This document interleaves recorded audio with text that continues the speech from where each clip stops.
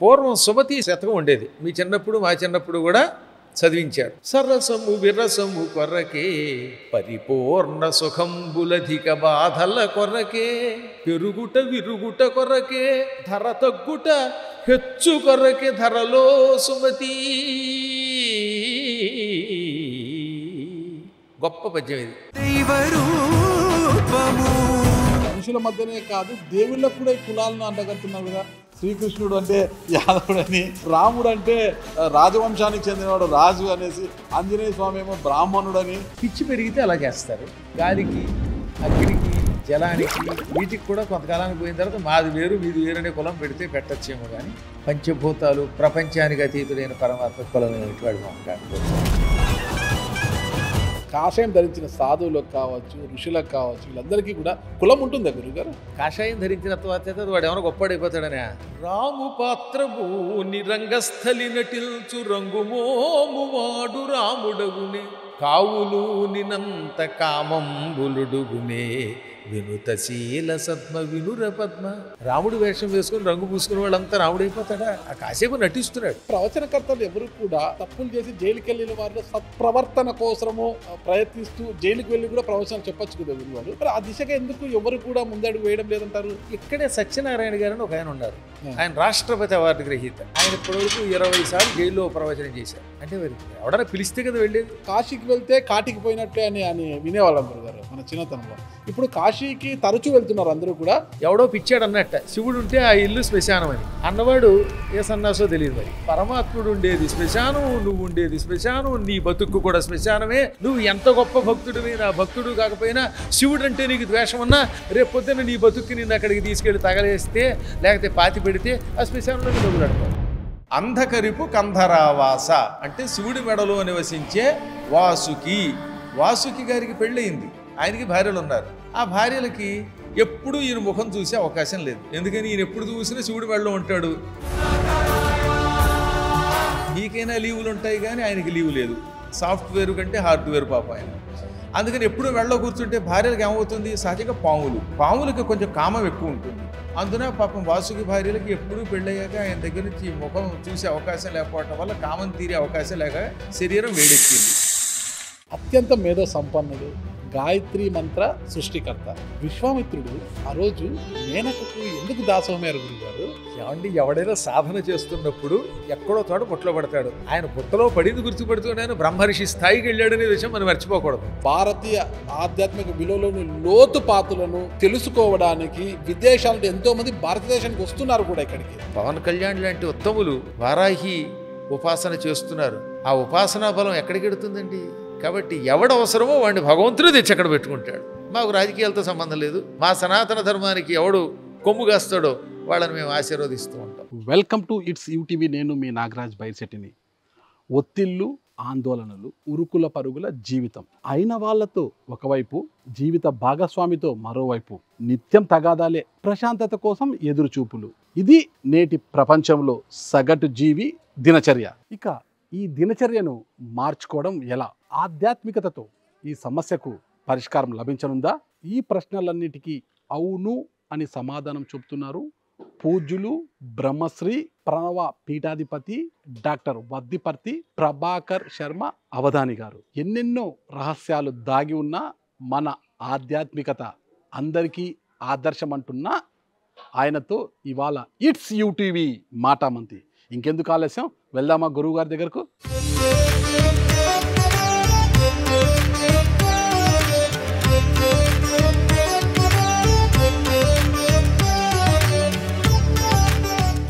నమస్తే గురుగారు. గురుగారు, నా మొదటి ప్రశ్న ఏంటంటే, ప్రణవ పీఠాధిపతి త్రిభాషా మహాసహస్రావధాని డాక్టర్ వద్దిపర్తి పద్మాకర్ శర్మ గారిని ఈరోజు బాగా కొనియాడుతున్నారు. మీరు పబ్లిక్ అంతా కూడా, మీకంతా భక్తులు ఉన్నారు, మిమ్మల్ని గురువుగా పూజించేవారు ఉన్నారు, చాలా గౌరవించేవారు ఉన్నారంట. అంటే ఇంత గౌరవము, ఈ విధంగా మిమ్మల్ని కొనియాడుతున్నారంటే అది ఈ రోజుతో వచ్చినది కాదు. అది ఎంతో మీ జర్నీలో ఎన్నో ప్రయాసాలు ఉంటాయి, ఎంతో కష్టంతో కూడుకున్న పని. ఈరోజు ఈ గౌరవము మర్యాదలు వచ్చాయి, ఒక డాక్టరేట్ కూడా వచ్చింది మీకు. అయితే ఈ కష్టం వెనుక ఉన్న నేపథ్యాన్ని నేను తెలుసుకోవాలనుకుంటున్నా గురుగారు. అంటే మీ కుటుంబ నేపథ్యము మీది ఎలా ఈ స్థాయికి ఎలా వచ్చారు ఏంటనేది ఒకసారి తెలుసుకోవాలన్నా గురుగారు.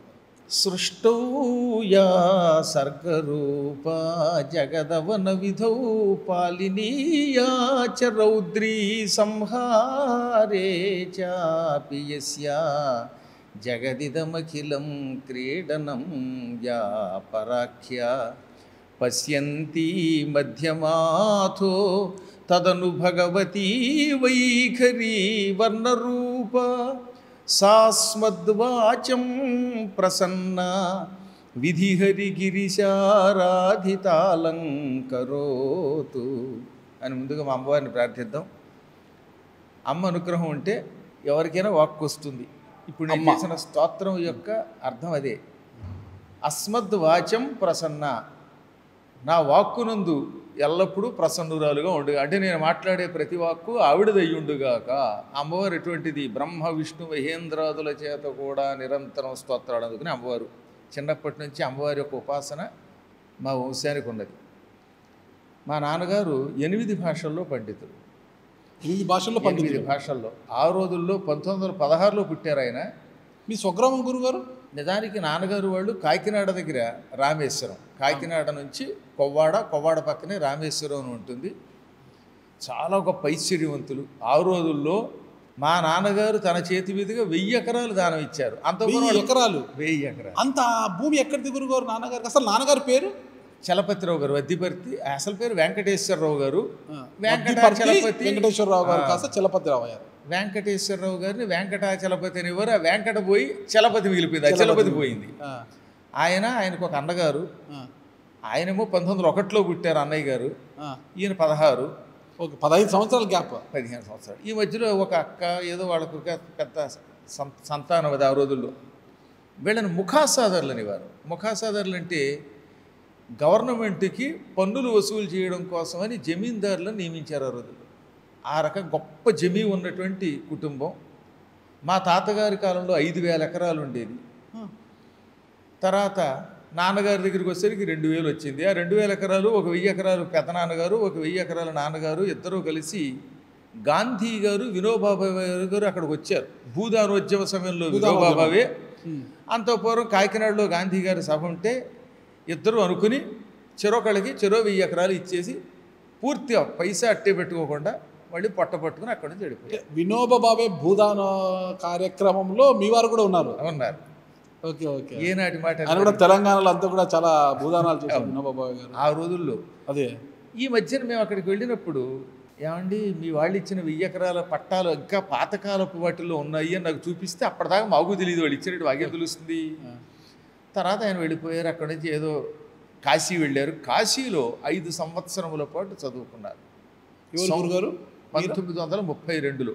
ఓకే. నాన్నగారు అంటే అప్పటికి ఆయనకి 16 ఏళ్ళు. ఆ కాశీ పాండిత్యం అంటే ఎటువంటి పాండిత్యం? ఆ రోజుల్లో కాశీ పండితులు అంటే పెట్టింది పేరు. సంస్కృతం సరే వాళ్ళకి పుట్టుకతో హిందీ వాళ్ళు. ఇది కాక ఆ రోజుల్లో అక్కడ పార్సీ వాళ్ళు ఉండేవాళ్ళు.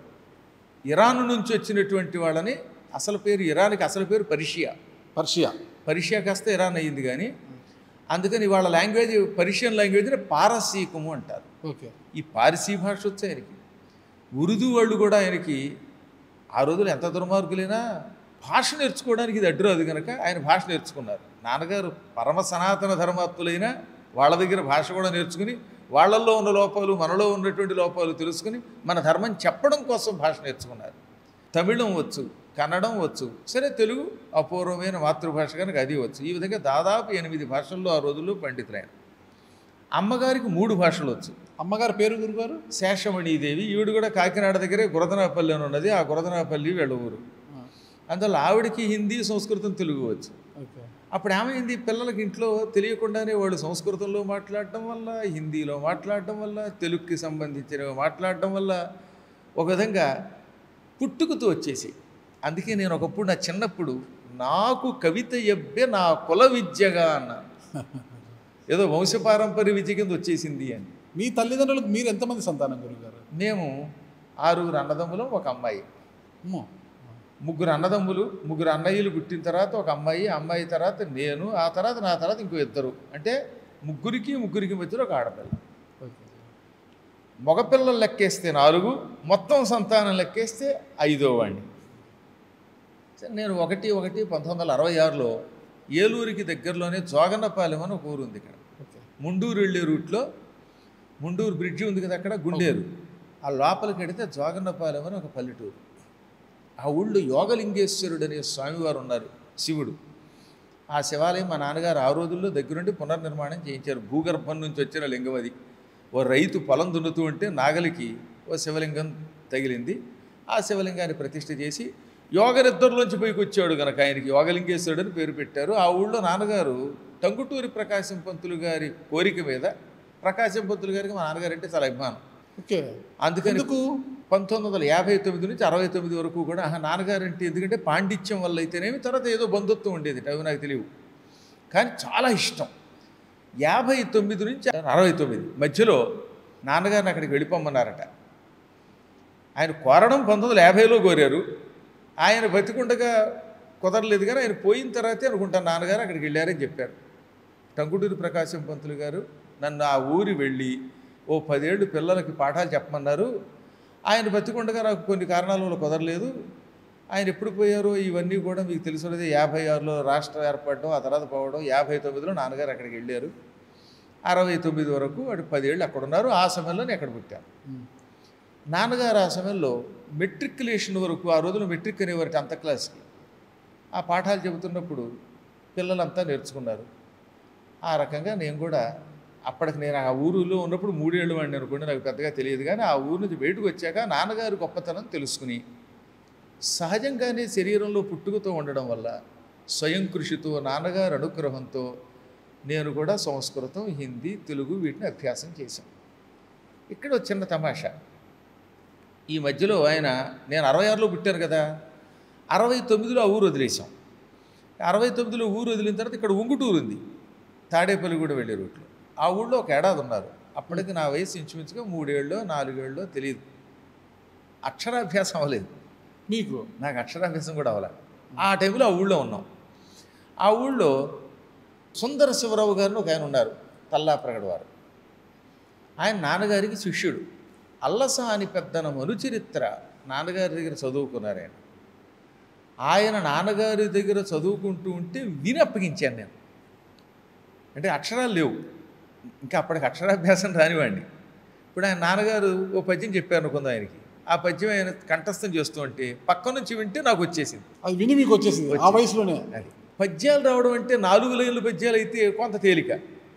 గద్యములను ఉంటాయి, అంటే ఒక పెద్ద పేజీ అంతా ఉంటుంది. అందులో అల్లసాని పెద్దన గారి గద్యం అంటే అసలు అది కడుపు తరుక్కుపోయే గద్యాలు.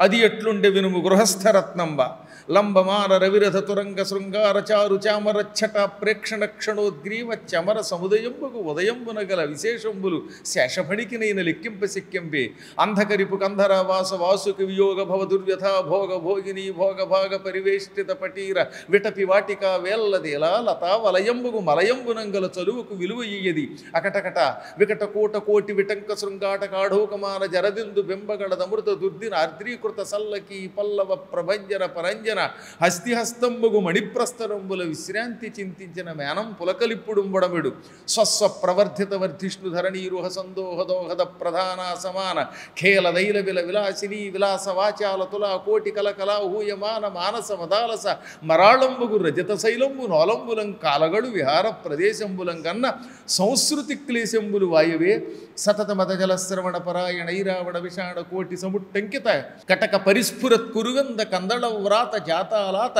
శంకాప సర్పదభ్రము భ్రమీ విభ్రమ ధురంధరంబగు మేరుధరాధరంబు శిఖరంబుల సోయగంబులు కలయంగనుంగునుట బహుజన్మకృత సుకృత పరిపాకంబునంగాక ఏల చేకూర నేర్చునేనిట్టి మహాద్భుతంబులు ఈశ్వర అనుగ్రహంబున అల్పకాలంబున కనుంగొంటి ననుటయు ఈషదంకురిత హసనగ్రశిష్ణు గండయోళుండగుతూ ప్రవరుండతనికి ఇట్లనియే. ఇది ఒక గద్యం. ఇలాంటివి అందులో చాలా ఉంటాయి. గురువుగారు గుక్క తిప్పుకోకుండా ఊపిరి కలుపుకొని మీరు ఆ వేగంగా మాట్లాడింది అయితే నాకు ఆనందంగా ఉంది చూసరికి. కానీ మీరేం పద్యం చెప్పారు నాకేం అర్థం కాలేదు గురువు. అదే దాంట్లో గొప్పతనం. కానీ ఆ భాష అతనికి ఆనందం కలిగించింది కదా. కరెక్ట్, చాలా ఆనందంగా ఉంది. అటువంటి పేజీ ఆయన ఊరికే చదువుతారు చూసి. నాన్నగారి దగ్గర ఆయన నేర్చుకోవడానికి చూసి చదువుతూ ఉంటే పక్క నుంచి వింటున్న నాకు ఒకసారి వినడంతో కంఠస్థం వచ్చింది. అప్పుడు నాన్నగారు చదవడం కాదు ప్రతిపదానికి అర్థం తెలియాలన్నారు. అందులో ఒక్కదానికి అర్థం చెప్తాను, అన్నిటికీ చెప్పుకుంటూ పెడితే ఒక ఏడాదైనా ఇంటర్వ్యూ తెవలదు కనుక. శివుడు అంధకరిపుడు అని పిలువబడతాడు. ఎందుకంటే అంధకాసురుడు అని ఒక రాక్షసుడు ఉన్నాడు. అవును.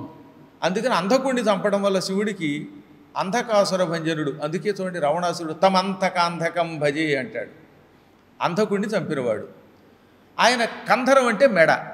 ఆ మెడలో ఎవరుంటారు? వాసుకి ఉంటాడు. అంధకరిపు కంధరావాస అంటే శివుడి మెడలో నివసించే వాసుకి.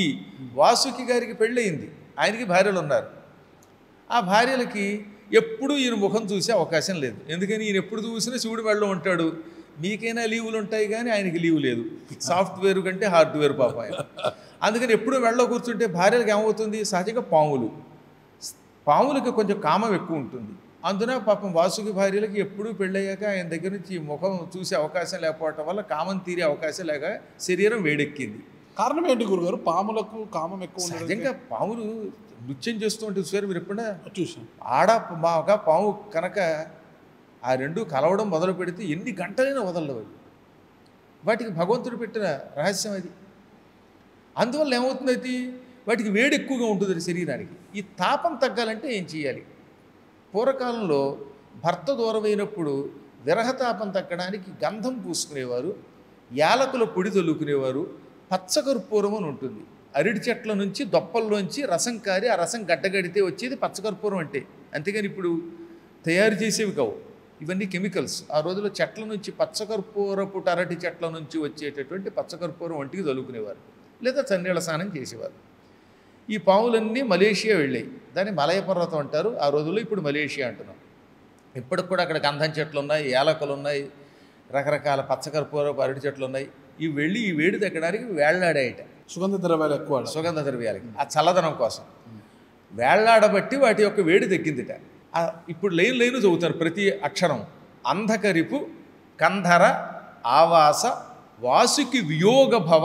వాసుకి యొక్క వియోగం వల్ల పుట్టిన దుర్వ్యథా భోగభోగిని భోగభాగ పరివేష్టిత పటీర విటపి వాటిక వేల్లత్ ఏలా లత వలయంబుకు మలయంబునంగల చలువకు విలువయ్యేది.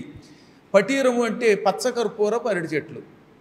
ఈ చెట్లకి వేళ్లాడి విరహతాపం తొలగించుకుంటున్నాయి కాబట్టి ఆ చెట్లకున్న చల్లదనాన్ని ఎవరైనా ఖర్చుతో కొలవగలరా అంటే దానికి మూల్యం ఉన్నదా?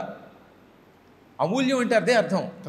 పాముల యొక్క విరహతాపాన్నే తొలగిస్తున్నాయి ఆ పచ్చకర్పూరపు అరటి చెట్లు. అటువంటి యొక్క పచ్చకర్పూరానికి విలువ ఎవడైనా కట్టగలడా? వెల కట్టగలడా? అది విలువ అయ్యేది. ఇలా అద్భుతమైనటువంటి ఎన్ని భావనలు ఉంటాయో. కైలాస పర్వత వర్ణన ఉంటుంది, హిమాలయ పర్వత వర్ణన ఉంటుంది, అష్టదిగ్గజాల వర్ణన ఉంటుంది. ఇటువంటి వర్ణనలో నేను చదవడం అంటే ఎన్నాళ్ళు చదివితే కంఠస్థం వస్తాయి. అది కంఠస్థం రాబట్టి ఆ చదువుకుంటున్న శివరావు గారు ఏమన్నారంటే, మీ అబ్బాయి దగ్గర ధారణా శక్తి ఎక్కువ ఉందండి, జ్ఞాపక శక్తి ఒక్కసారి వింటే మర్చిపోడు, ఏదో పూర్వజన్మ సుకృతం ఉంది కాబట్టి ఈయనకి అక్షరాభ్యాసం చేసి ఈ మొత్తం మరు చరిత్ర చదివిద్దామన్నారు. అప్పుడు మీ వయసు గురువుగారు 4 లేక 5 ఏళ్ళు. ఆ రోజుల్లో కొంచెం మాటలు కూడా సరిగ్గా రావు సరిగ్గా, కానీ ఇంత స్పష్టంగా చెప్పానట. అప్పుడు కొంచెం కంఠం కూడా చిన్నపిల్లల కంఠం ముచ్చటగా ఉంటుంది కదా, అందువల్ల వాళ్ళు ఆనందపడిపోయారు, అక్షరాభ్యాసం చేశారు. మరు చరిత్ర మొత్తం నేర్చుకున్నాను. మరు చరిత్ర మొత్తం 628 ఇలాంటి గద్యాలు పద్యాలు. ఇంకా అక్కడి నుంచి నాకే ఈ భాష మీద వ్యామోహం పెరిగిపోయింది. హిందీ ఒక పక్కన నేర్చుకుంటూ మరో పక్కన మహాభాగవతం, భారతం. ఇప్పుడు కూడా మీరు ఓపిక ఉండాలి కానీ కొన్ని వేల పద్యాలు అలవోకగల అప్పచెప్పగలం. ఇదంతా కేవలం స్వయం కృషి వల్ల వచ్చింది అని కొందరు అంటారు. కేవలం స్వయం కృషి వల్ల వస్తే ఈ ప్రపంచంలో ఎంతోమందికి రావాలి కదా. ఆ సందేహం లేకుండా మా అమ్మ నేను ఉపాసించేటటువంటి అమ్మవారి దేవలు వచ్చింది. మీరు రాగానే చూసారుగా పీఠంలో అమ్మవారిని. ఆ లోపల 3 అమ్మవార్లు ఉన్నారు. మధ్యలో లలితాదేవి, ఇటువైపు లక్ష్మి, అటువైపు సరస్వతి. వారిని చిన్నప్పటి నుంచి ఉపాసించాను. ఆ తర్వాత ఇప్పుడు గుడి రూపంలో కట్టి ప్రతిష్ఠించుకున్నాం. ఏది ఆమెనా భగవంతుని అనుగ్రహం, మానవునికి కృషి 2 ఉండాలి. ఒకటి గుర్తుపెట్టుకోవాలి, పుట్టుకతో అందరికీ కొన్ని శక్తులు ఉంటాయి. కానీ ఆ శక్తిని గుర్తించి బాగా అభివృద్ధి చేసుకోవాలి, సాధన చేయాలి. సాధన చెప్పేది ఉపయోగం ఉందండి. ఏదైనా సాధన చేస్తేనే కదా. రత్నాలు పుడతాయి, వాటిని సానబెడితేనే మెరుస్తాయి. కృషి లేకపోతే మాత్రం ఈ ప్రపంచంలో ఎవరూ ఏమీ చేయలేరు. కాబట్టి ఈ సృష్టిలో 3 పనులు చేయాలట మనం. ఒకటి, పుట్టుకతో వచ్చే శక్తి, అది మనం తెచ్చుకోలేము. దానిని అభివృద్ధి చేసుకోవడం మనం చేస్తాం. ఈ అభివృద్ధికి కీర్తి రావాలంటే భగవద్ అనుగ్రహం కావాలి. ఇది నేను చెప్పరా, భారతంలో భీష్ముడు చెప్పాడు. పాండవులకు ఎందువల్ల విజయం వస్తోంది అని దుర్యోధనుడు అడిగితే భీష్ముడు విరాటపురంలో అన్నాడు, నల్లవు నిక్కమాడి నృపనందును ముందట ద్రోణుడొక్కటం తెల్లము, వారు బాహుబల ధీబల దైవ బలంబులొప్ప వర్తిల్లుదురు అని. నాయన ఒక విషయం చెబుతున్నాను విను. పాండవులకి పుట్టుకతో దేహబలం ఉన్నది, అది పుట్టుకతో వచ్చింది. బుద్ధిబలం ఉంది. ఇక రెండవది బుద్ధిబలం. బుద్ధిబలం వాళ్ళు పెంచుకున్నారు. బాహుబలం అది మీ శరీరం మీకు భగవంతుడు ఇచ్చేదే కదా. తల్లిదండ్రులకు రోగాలు వస్తే పిల్లలకి రోగాలు ఉంటాయి. తల్లిదండ్రులు మంచి జీన్స్ గట్టిగా ఉంటే వాడు స్ట్రాంగ్గా ఉంటాడు. మా నాన్నగారు 86 ఏట శరీరం విడిచిపెట్టే నాటికి ఒక్క రోగం లేదు, షుగర్ లేదు, బీపీ లేదు. ఇప్పుడు నాకు కూడా 60 ఏళ్ళు నిండుతున్నాయి. రేపు 1వ తారీఖుకి షష్ఠి పూర్తి చేస్తున్నారు. నాకు బీపీ అంటే ఏమిటో తెలియదు, షుగర్ అంటే ఏమిటో తెలియదు, దర్జాగా తిరగలుగుతున్నాం. కారణం ఏంటి? పెద్దల దగ్గర నుంచి శారీరకంగా వచ్చినటువంటి ఆరోగ్యం అది. ఇది ఇక పెద్దలు ఇవ్వవలసింది. బుద్ధిబలం ఉంది చూశారు, ఉన్నదాన్ని మనం సాధనతో పెంచుకోవాలి. ఇంకా దైవబలం ఉపాసన చేసి భగవంతుడిని పూజించి పొందవలసిందే. ఇప్పుడు మీరేం దాకా రాగానే మా అంబికా కృష్ణ గురించి చెప్పారు. అంత పరమశిష్యుడు ఆయన నాకు. ఆయన కృష్ణ గారు అంటే నా దగ్గర ఉపాసన పొందినవాడు, నా దగ్గర మంత్రోపదేశం పొందినవాడు ఆయన. రేపు వెళ్ళగానే మీరు అడిగితే చెప్తారు. ఇప్పటికి కూడా గురుభక్తి అయిన గురువు గారు మీ పాదాలకు నమస్కారం అన్నాక నేను ఇచ్చిన మంత్రానుష్ఠానం చేసిన తర్వాత ఏదైనా పని చేస్తారు ఆయన. ఆయనకు ఆధ్యాత్మిక చింతన ఎక్కువ లేదు. ఆయనకి చాలా, ఎందుకు చెప్తానంటే ఆ ఉపాసన బలం వల్ల వాళ్ళ సంస్థ అంత బాగా నిలబడుతున్నది. ఎప్పుడన్నా ముందు గురుభక్తి ఉండాలి, గురువు ఇచ్చిన మంత్రం మీద విశ్వాసం ఉండాలి. ఆ విశ్వాసంతో దాన్ని చెయ్యాలి. చేయగలిగితే ఈ కృషికి దైవబలం కూడా తోడైతే విజయం వస్తుంది.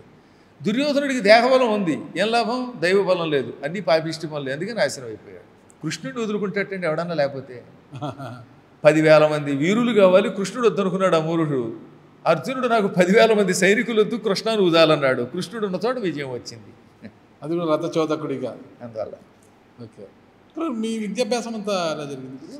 మేము చెప్పాగా చాలా చిన్నప్పుడే ఈ పశ్చిమ గోదావరి చుట్టూ తిరగడం వల్ల అనేక ప్రాంతాలు తిరిగాం. కానీ నాకు బహుశా 6 ఏళ్ళు ఎంతో ఉండగా గణపవరం వెళ్ళిపోయాం. గణపవరం అదే తాడేపల్లిగూడెం, భీమవరం అన్నిటికీ మధ్యలో ఉంటుంది కదా. 1970లో అనుకుంటాను అక్కడికి వెళ్ళాం, 71లోనూ. ఇంకా అక్కడి నుంచి 92 వరకు అక్కడే ఉన్నాను నేను. అంటే దాదాపుగా 21 సంవత్సరాల ఊళ్ళో ఉన్నాను. అక్కడ ఉన్నప్పుడే అక్కడ హై స్కూల్లో 10th క్లాస్ వరకు చదివాం, ఇంటర్మీడియట్ అక్కడే చదివాం, డిగ్రీ భీమవరంలో చదివాను, పీజీ ఆంధ్ర యూనివర్సిటీలో చేసాం, పిహెచ్డి. గురుగారు బిఏ తెలుగునా మీరు? బిఏ తెలుగు కాదు, ఎంఏ తెలుగు. బిఏ హిస్టరీతో చేశాను. History, economics, politics, BA. ఆ తర్వాత తెలుగు అంటే పుట్టుకతో వచ్చింది కదా ప్రత్యేకంగా, దాంట్లో మళ్ళీ డిగ్రీ ఎందుకు లేని ఉద్దేశంతో అనుకున్నాను. కానీ ఈలోపు ఏం జరిగింది, పీజీలో హిస్టరీ చదువుదామనే ఉద్దేశంతో అప్లై చేసి, ఈలోపు ఎందుకైనా మంచిదని తెలుగు కూడా అప్లై చేసాం. హిస్టరీలో రావడానికి కొంచెం టైం పట్టింది, ఇందులో సీట్ వచ్చేసింది, అంటే ఇందులో జాయిన్ అయిపోయింది. ఏ యూనివర్సిటీ గురుగారు? ఆంధ్ర యూనివర్సిటీ. ఆంధ్ర యూనివర్సిటీ 91, 92, 93లో పూర్తయింది నాకు ఎంఏ అవ్వడం. ఆ తర్వాత సరసిఆర్ రెడ్డి కాలేజీలో తెలుగు లెక్చరర్గా ఉద్యోగానికి వచ్చాను. అప్పట్లో పొట్లూరి నారాయణదాస్ గారు ప్రిన్సిపాల్, పిఎన్డి గారు అంటారు. ఆయన రిటైర్ అవుతూ నా పోస్ట్లో సరైన వాడు ఉండాలి అని ఒక గొప్ప అడ్వర్టైజ్మెంట్ ఇచ్చారు. కవులకు పండితులకు మాత్రమే ప్రత్యేక అవకాశం అన్నారు. సరే, ఎవరో మా స్నేహితుడు కావాలో కార్డు మీద అప్లై చేశాడు. నేను అప్లై చేయలేసమా? నాకు ఈ ఉద్యోగాల మీద ఇష్టం ఉండేది కదా. చిన్నప్పటి నుంచి నాకు వైరాగ్యం ఎక్కువ, సన్యాసం పుచ్చుకోవాలనే కోరికతో ఎక్కువ తిరిగేవాడిని. ఎందుకు గురుగారు? అది భగవంతుడు ఇచ్చినటువంటి కొన్ని ఆలోచనలు. సంసార వ్యామోహం కంటే భగవంతుడిని ధ్యానం చేసుకుంటూ, పురాణాలు ప్రవచన చేస్తూ, పుస్తకాలు రాస్తూ, ఏ బంధం లేకుండా సుఖంగా బ్రతకాలనే కోరిక ఎక్కువ ఉండేది. అది ఎందుకంటే చెప్పలేము, అది అనేక జన్మల సంస్కారాలు. ఇప్పుడు మీ వివాహితులు అవివాహితులు ఇప్పుడు చెప్పేగా బలాత్కారంగా సంసారంలోకి వచ్చాం. అదనమాట, తోయబడ్డారు. అది అయితే అది కూడా ఒక అదృష్టం అనుకోండి. గృహస్థాశ్రమంలో ఉండడం వల్ల వచ్చే కొన్ని లాభాలు తర్వాత తెలుస్తాయి. ముందుగా నేను ఆనాటికి ఇంకా వివాహానికి ముందు నా స్నేహితుడు ఒకడు ఒక కార్డు మీద ఇదే పద్మాకరు పేరు ఎంఏ, అప్పటికింకా పిహెచ్డి పూర్తి అవ్వలేదు, నెట్ అని ఉంటుంది, దాన్ని నేషనల్ ఎలిజిబిలిటీ టెస్ట్ అని తెలుసు. అది ఉంటే కానీ లెక్చరర్గా అది పాస్ అవ్వాలి. అది ఉంటేనే డిగ్రీ కాలేజీ లెక్చరర్కి ఎలిజిబిలిటీ. అది పాస్ అయ్యాడు. ఇవన్నీ పెట్టారు. ఇంటర్వ్యూకి కార్డు వచ్చింది. సరే ఇలా ఇంటర్వ్యూ వచ్చింది కదా అని వెళ్ళారు. నా క్లాస్మేట్లు వచ్చారు. వాళ్ళు నన్ను చూడగానే మాకు ఉద్యోగం రాదని చెప్పేశారు. ఓకే, అంత కాన్ఫిడెంట్ అవ్వాలి. నన్ను చూడగానే చెప్పేసింది. అందులో నా క్లాస్మేట్ ఒక ఆవిడైతే, ఏమంటే మీరు కూడా ఈ ఉద్యోగానికి వచ్చాక ఇంకెందుకంటే మేము రావడం అంటే, లేదమ్మా నేనే ఉద్యోగం చేయడానికి రాలేదు, అయినా ఇంటర్వ్యూ అనేది చూద్దాం అన్నాను. కానీ నారాయణదాస్ గారు చాలా గొప్పవారండి, మహానుభావులు. ఆయన ఇప్పటికి కూడా ఆరోగ్యంగానే ఉన్నారట. అశోక్ నగర్లో ఉంటారు. ఎంత మంచి మనిషి అండి. పొట్లూరి నారాయణదాస్ గారు, పిఎన్డి గారు అంటారు. అద్భుతమైన ఇంటర్వ్యూ. మా కాలేజీ మీద పద్యం చెప్పమన్నారు. కాలేజీ మీద అప్పటికప్పుడు శార్దూలంలో పద్యం చెప్పాను. మీరు ఉద్యోగం చేయవలసిందే అన్నారు. ఏం చెప్పారు పద్యం మీరు? విద్యాక్షేత్రము పల్లవింపగను పుష్పింపంగ కష్టిల్చినిన్ విద్యార్థుల్ పితృతుల్యుగా దలచి స్పందింపంగ శ్రీరామలింగోద్యోగం విధి సర్వమానవులకెంతో హ్లాదముంగూర్చెడిల్ ఆద్యంతం ఒక తీరుగా జగములందయ వీణయై వాణికిన్ అని అప్పట్లో. అంటే దేవుడిచ్చిన వరం. శ్రీరామలింగ, ఆయన కట్టమంచి రామలింగారెడ్డి గారు కదా, మరి ఆయన పేరు మీద కదా సిఆర్ రెడ్డి కాలేజ్ అంటే. ఆయన విద్యాక్షేత్రం, విద్య అనేది ఒక పొలం. ఈ పొలం బాగా మొక్కలతో నిండి, ఆ మొక్కలు క్రమక్రమంగా పుష్పించి ఆ తర్వాత ఫలించి ఇంత వ్యాపించింది. అనగా ఎంతోమంది పిల్లలకి పాఠాలు నేర్పించింది, అనేక రకాలైన సౌభాగ్యాలు కలిగించింది. ఆ రామలింగుని యొక్క ఉద్యోగం అంటే ఆయన ప్రయత్నం ఇవాళ ఇంత గొప్పదయ్యింది అని ఆయన మీద వీణ పట్టుకున్న వాణి యొక్క స్వరూపం అది అన్నాను. ఇంకా మీరు చెయ్యాలి ఉద్యోగం అన్నారు. అలా ఉద్యోగంలో జాయిన్ అవ్వడం, ఆ తర్వాత మా మామగారు వెతుక్కుంటూ రావడం, పెద్దలు గృహస్థాశ్రమంలో లేకుండా సాధన నీకు సాగదండం, దాంతో అందులోకి వచ్చాం. అదృష్టవశాత్తు మహోత్తమురాలైన భార్య దొరకడం వల్ల నాకు ఈ ఉపాసన ఉద్యోగం హాయిగా సాగాయి. ఎందుకు అంత గొప్పగా చెప్తున్నారు మేడం? అసలు ఈ ఇంత పెద్ద పీఠం, మా పీఠం కేవలం ఏలూరులో ఇది, అవునా? మీరు ఈ చివరిదాకా చూశారుగా. దీనికి కైలాసం అని పేరు. శివుడు పార్వతి, అమ్మవారిది మణిద్వీపం, అటువైపు సత్యనారాయణ స్వామి యొక్క ఆలయం, అదేమో వైకుంఠం. ఇంత పెద్ద పీఠాన్ని నేను ఒక్కడిని ఏం నిర్వహిస్తాను? అన్నపూర్ణాదేవి అయ్యి అక్కడ ఒక మందిరం, అన్నపూర్ణ మందిరం స్థాపించి అనుక్షణం ఎవరు వచ్చినా వాడు భోజనం చేస్తారా టిఫిన్ చేస్తారా కనుక్కుని, రేపు దసరాల్లో అయితే కొన్ని వేల మంది వస్తూ ఉంటే రాత్రి అయినా 12 అయినా పడుకోకుండా వాళ్ళందరి యొక్క బాగోగులు చూస్తుంది ఆవిడ. ఒక్క పైసా ఆశించదు ఎవరి దగ్గర. మాలాగే ఇంత సింపుల్గా ఉంటుంది ఆవిడ. ఏ పెద్దగా అలంకారాలు ఉండవు. ఆవిడ చూస్తే ఈ పీఠం ఆవిడే నడిపిస్తోందా అనిపిస్తుంది మనకి. దీంతో పాటుగా కాశీలో పీఠం ఉంది, ఈ ప్రణవపీఠం యొక్క బ్రాంచి. హైదరాబాద్ అద్భుతమైన పీఠం, పరమభక్తులు వాళ్ళు నిర్వహిస్తున్నారు. బెంగళూరులో ఉంది బ్రాంచి. మధురై అక్కడ లేదు మాకు. కేవలం ఇప్పుడు ప్రస్తుతానికి బెంగళూరు, హైదరాబాదు, ఏలూరు, వారణాసి, ఇంకా అమెరికాలో డాలస్లో ఒక ఆవిడ వాళ్ళ ఇల్లే పీఠంగా మార్చేసింది. ఆవిడ పేరు కృష్ణపద్మ, డాలస్లో ఉంటారు. అమెరికాలో చాలామంది ఈ చివరి నుంచి ఆ చివరి దాకా శిష్యులు ఉన్నారు. ప్రతి సంవత్సరం మేము 2 నెలలు అక్కడే పర్యటిస్తూ ఉంటాం. అందువల్ల ఇన్ని పీఠాలు నేను పురాణాలు చెప్పుకు తిరుగుతూ ఉంటే, శిష్యులకి మంత్రోపదేశాలు చేస్తూ ఉంటే నిర్వహణ ఎవరు చేయాలి? ఆవిడే చేయాలిగా మరి. కాబట్టి ఆవిడ ఉన్నాం మరి తీర్చుకోవాలి. ఎంతమంది సంతానం గురుగారు మీకు? మాకు 2 అమ్మాయిలు, 2 హైదరాబాద్లోనే ఉంటున్నారు. ఓకే. హైదరాబాద్ పీఠాన్ని అల్లుళ్ళే చక్కగా జాగ్రత్తగా, పెద్ద అల్లుడు విశ్వనాథ్ అంటే అందరికీ తల్లో 4. 2 అమ్మాయిలేనా మీకు? 2 అమ్మాయిలే. అల్లుళ్ళు 2 కూడా ఈ మార్గంలోనే ఉంటారు. అంటే సాఫ్ట్వేర్ ఉద్యోగులే అయినా ఆ ఉద్యోగంతో పాటుగా పీఠాన్ని నిర్వహిస్తున్నారు. సంతోషం గురు, చాలా బాగా నిర్వహిస్తున్నారు. సంతోషకరమైన జీవితం. అందులో ఆశ్చర్యం ఏంటంటే అల్లుళ్ళని చూస్తే చాలామంది నాకు కొడుకులేమో అనుకుంటారు. అదొక అదృష్టం కదా. అల్లుళ్ళు ఇప్పుడు బిడ్డలు ఉన్నప్పుడు అల్లుళ్ళే కొడుకులు కదా. అది చాలా, అంటే మనం అనుకోవడం వేరు, వాళ్ళు అలా ఉండడం వేరు. నాకు 2 కుమార్తెలే. మా పెద్దల్లుడు నా కూడా ఉండి గురువుగారు అన్నం తిన్నారా, కాఫీ దగ్గర అన్నీ మర్చిపోతూ ఉంటారు కదా అని అన్ని వేళకు కనుక్కుంటాడు. చిన్నల్లుడు మేనల్లుడే అల్లుడు. ఇందాక చెప్పాక ఒక్క అక్కగారని అక్కగారు కొడుకే. కాబట్టి అదృష్టం ఏంటంటే నా ఉపాసన, నా పురాణములు హాయిగా సాగడానికి వాళ్ళు చాలా సాయం చేస్తారు, అమ్మాయిలకి తోడుగా ఉంటారు. హైదరాబాదులో ప్రతి వారము అభిషేకాలు కానీ అర్చనలు కానీ అద్భుతంగా జరుగుతాయి. గుడి బడి అని ఒక టీం ఉంది మాకు. ఆ టీం అంతా అల్లుళ్ళే నడుపుతారు. గుడి బడి అంటే గుడిని బాగు చేయడం, దాంట్లో బడి కింద కాసేపు పాఠాలు చెప్పడం, మన సంస్కృతిని నేర్పడం, సనాతన ధర్మాన్ని నేర్పడం. మళ్ళీ సోమవారం నుంచి శుక్రవారం వరకు వాళ్ళు సాఫ్ట్వేర్లు కనుక అదేదో ఉందిగా హైటెక్ సిటీయో ఏదో టెక్ సిటీ, అక్కడికి వెళ్ళి ఉద్యోగాలు చేసుకోవడం. భవిష్యత్తులో మీ వారసత్వం ఎవరు గురుగారు? వాళ్ళే, ఇంకెవరు ప్రస్తుతం. వాళ్ళ తర్వాత మనవడు ఉన్నాడు. ఒక ప్రస్తుతానికి ఒక మనవడు, ఒక మనవరాలు.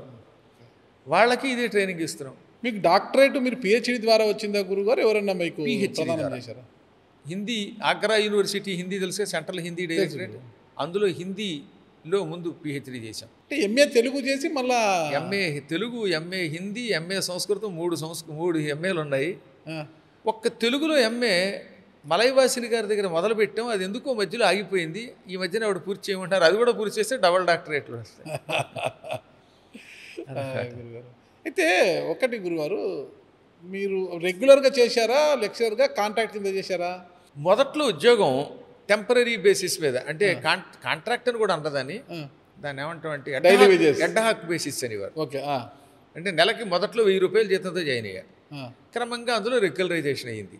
2004లో నేను ఉద్యోగం ఈ పీఠానికి ఇబ్బంది వచ్చి మానేయవలసి వచ్చింది. డౌట్ వచ్చింది, మీకు రిటైర్డ్ అయ్యే వయసు కాదు కదా? అసలు కాదు, రిటైర్మెంట్ లేదు. అసలు 11 ఏళ్ళకి రిటైర్మెంట్ ఉండదు కనుక రిజిగ్నేషన్ రాజీనామా చేయవలసి వచ్చింది. ఎందుకంటే 2004 నాటికి ప్రణవపీఠం చాలా విస్తరించేసింది. నా పురాణ ప్రవచనాలు పెరిగిపోయాయి. ఒక దేశం కాదు, ఇప్పుడు నేను దాదాపుగా ప్రతి సంవత్సరం 20 నుంచి 30 దేశాల మధ్యలో తిరగాలి. ఇవన్నీ తిరుగుతూ ఉంటే ఉద్యోగం ఎలా సాగుతుంది?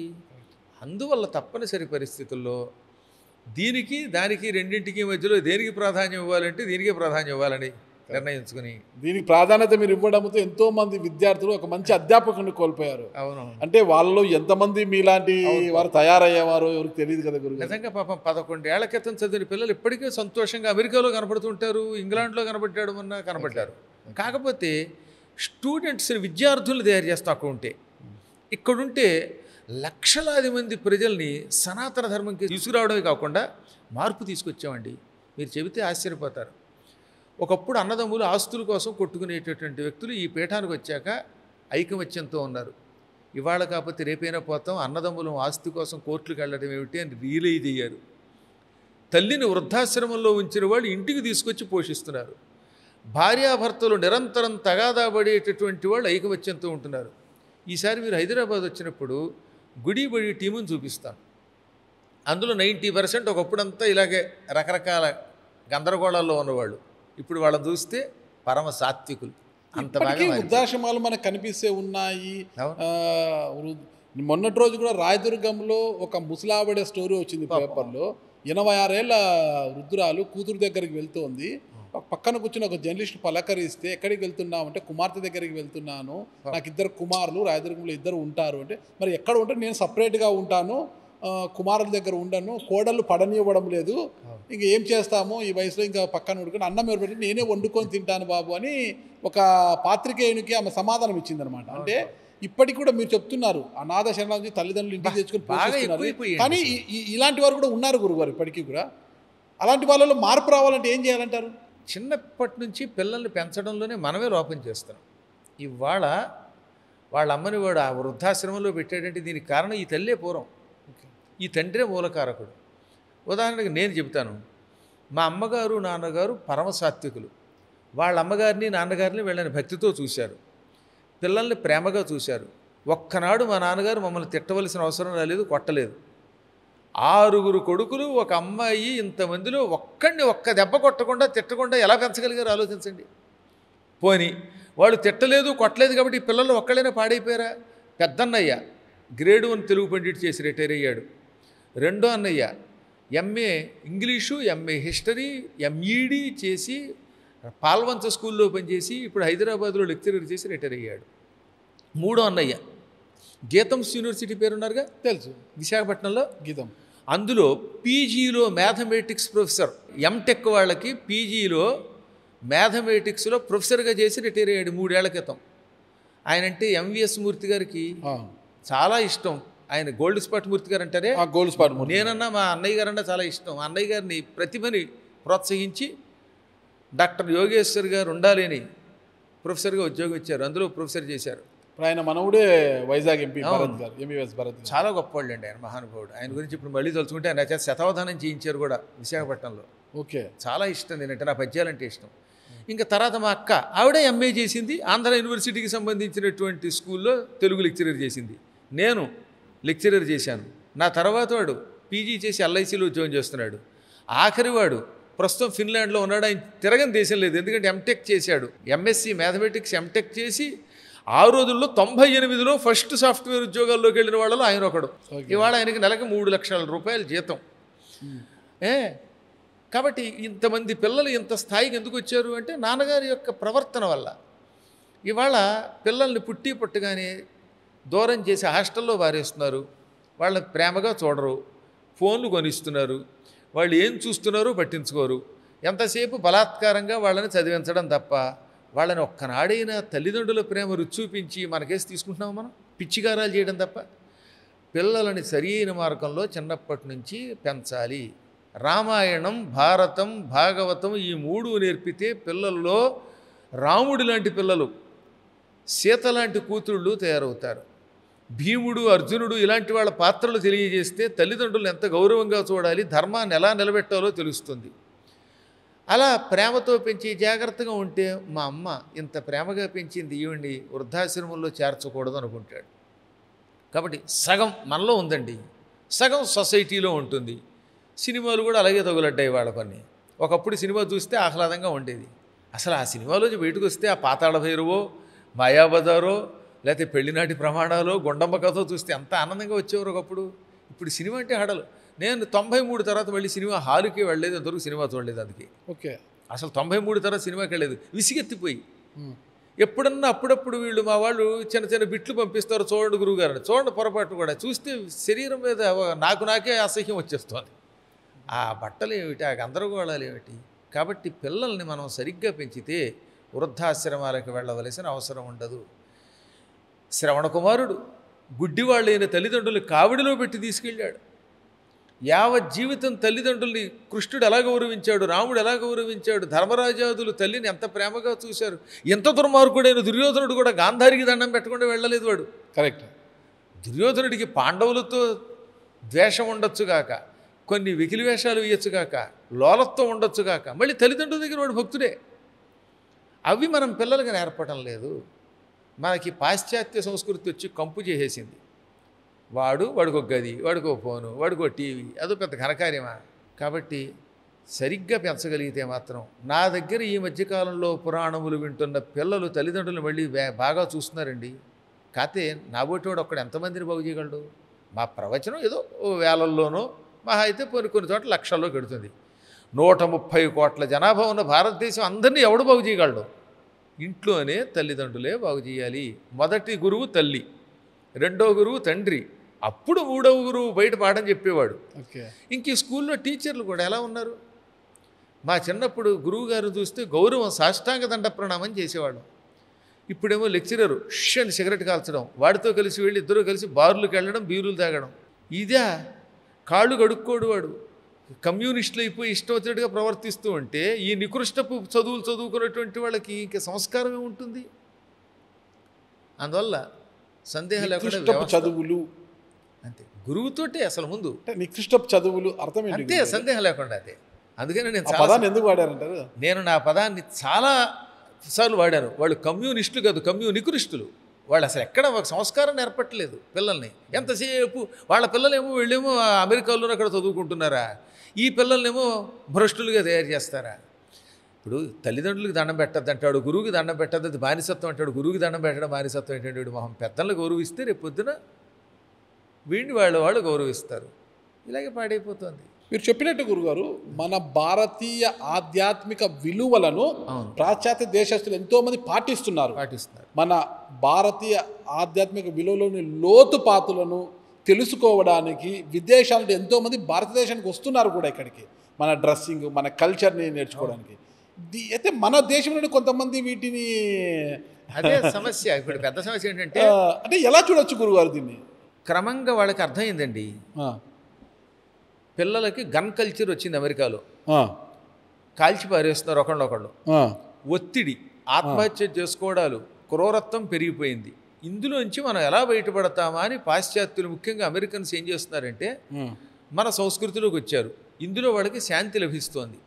నేను 2006 నుంచి ఇప్పటి వరకు అంటే 19 సార్లు అమెరికా వెళ్ళాను. ఈ 19 ఏళ్ళుగా నేను నా ఉద్యమం నడుపుతాను. అక్కడ ఫీనిక్స్లో ఒక ఆవిడ వచ్చింది, ఆవిడ ఎదురుగుండా కూర్చునేది. నేను పురాణాన్ని తెలుగులో చెప్పా, ఆవిడ ఎదురుగుండా కూర్చుంది, మంచి అద్భుతమైన బొట్టు పెట్టుకుని. అంతా అయిపోయాక, అమ్మ మీకు నా భాష అర్థమైందని అడిగితే, though I am not understanding your language but your feelings, నేను దాన్ని అబ్జర్వ్ చేశాను, ఫీలింగ్స్ నాకు గురువు అయ్యింది ఆవిడ. Your feelings are guru to me అంది ఆవిడ. అంటే చూస్తే వాళ్ళకి అర్థమవుతుందిట. ఇప్పుడు అక్కడ పూర్తిగా అక్కడే పుట్టి పెరిగినట్టు కొంతమంది శిష్యులు నా దగ్గర ఉన్నారు. ఎందుకంటే నేను పూర్తిగా వాళ్ళకి ఆ ఇంగ్లీష్లో ఈ భాషను చెప్పలేం కదా, మన సంస్కృతాన్ని.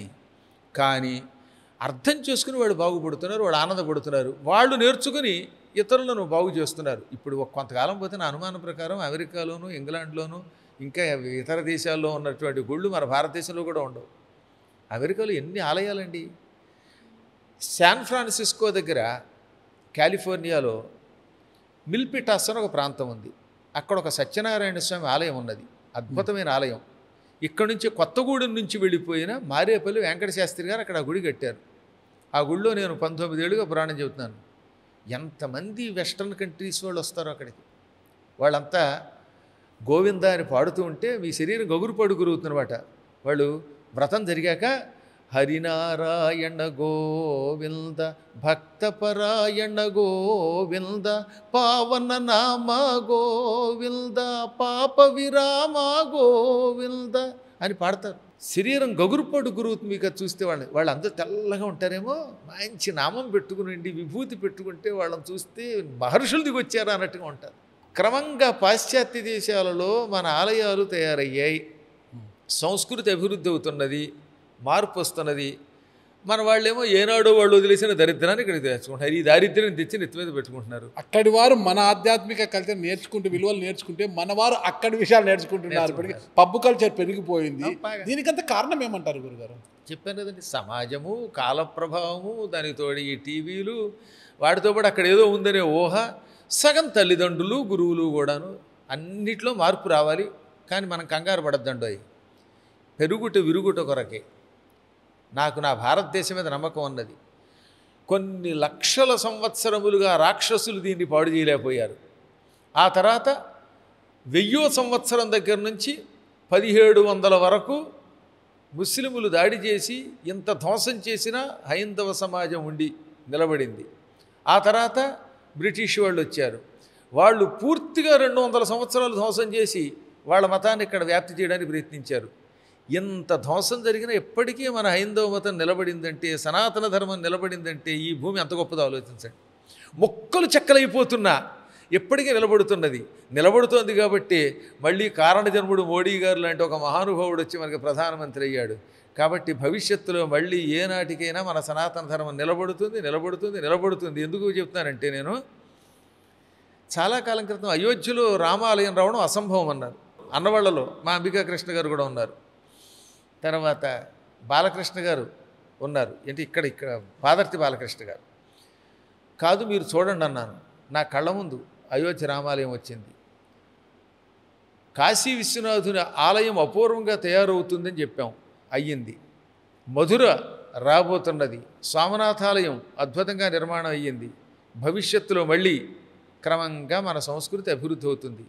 ఉత్తరప్రదేశ్ డెవలప్మెంట్ కళ్ళారా చూస్తున్నాను. మధ్యప్రదేశ్లో మార్పు వస్తుంది. గుజరాత్ అద్భుతంగా తయారైంది. గ్యారంటీగా ఏపీ కూడా బాగుపడుతుంది. పవన్ కళ్యాణ్ లాంటి ఉత్తములు వారాహి ఉపాసన చేస్తున్నారు. ఆ ఉపాసనా బలం ఎక్కడికి వెడుతుందండి?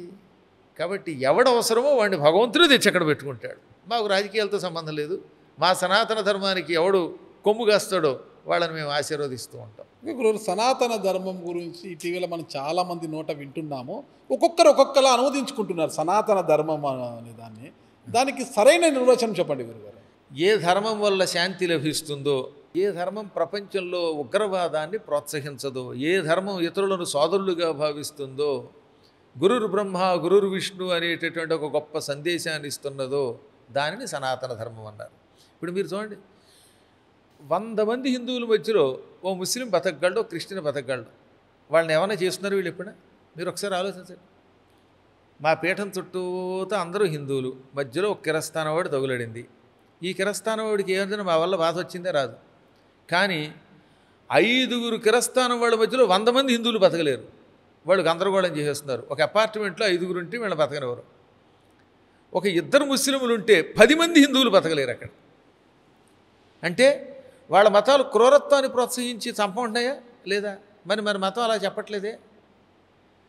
పొరపాటును కూడా మన మతం వాళ్ళకి పక్కవాడు వస్తే గౌరవించడం లక్షణం. విదేశీయులు వచ్చారంటే మనం ఆనందపడిపోయి షేక్ హ్యాండ్లు ఇచ్చేసి వాళ్ళు వెంట పడతాం. కానీ వాళ్ళు మన అలా ఆదరించలేరు. మన ధర్మంలో రక్తంతో వచ్చింది అది. మీరు మాత్రమే అన్ని ధర్మాలు ఒకటి అనగలరు. వాళ్ళు అనమనని చూద్దాం. మీరు కిరస్థానం వాడి దగ్గరికి వెళ్తే వాడికి పెట్టినటువంటిది తింటారు, కేకు. ఇంకోటి ఎవడో పాయసం ఇస్తే తాగుతారు. కానీ మీ లడ్డు వాడు తినమంటే తినడం. అదనమాట మన లక్షణం. మనకి పుట్టుకతో శాంతి ఇచ్చేటటువంటి మతం ఇది.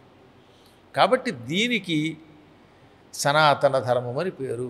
ప్రేమతత్వం ఎక్కువ. కానీ ఇప్పుడిప్పుడు ఆ ప్రేమతత్వం కొంతైనా వదలకపోతే మనకి ప్రమాదం వస్తుంది. కనుక మాబోటి వాళ్ళు అప్పుడప్పుడు ధైర్యంగా, నాయనలారా ఇప్పుడు మనం ధర్మం కంటే మన ధర్మాన్ని నిలబెట్టేటటువంటి వ్యక్తిని నిలబెట్టడమే ధర్మం అని గుర్తించండి.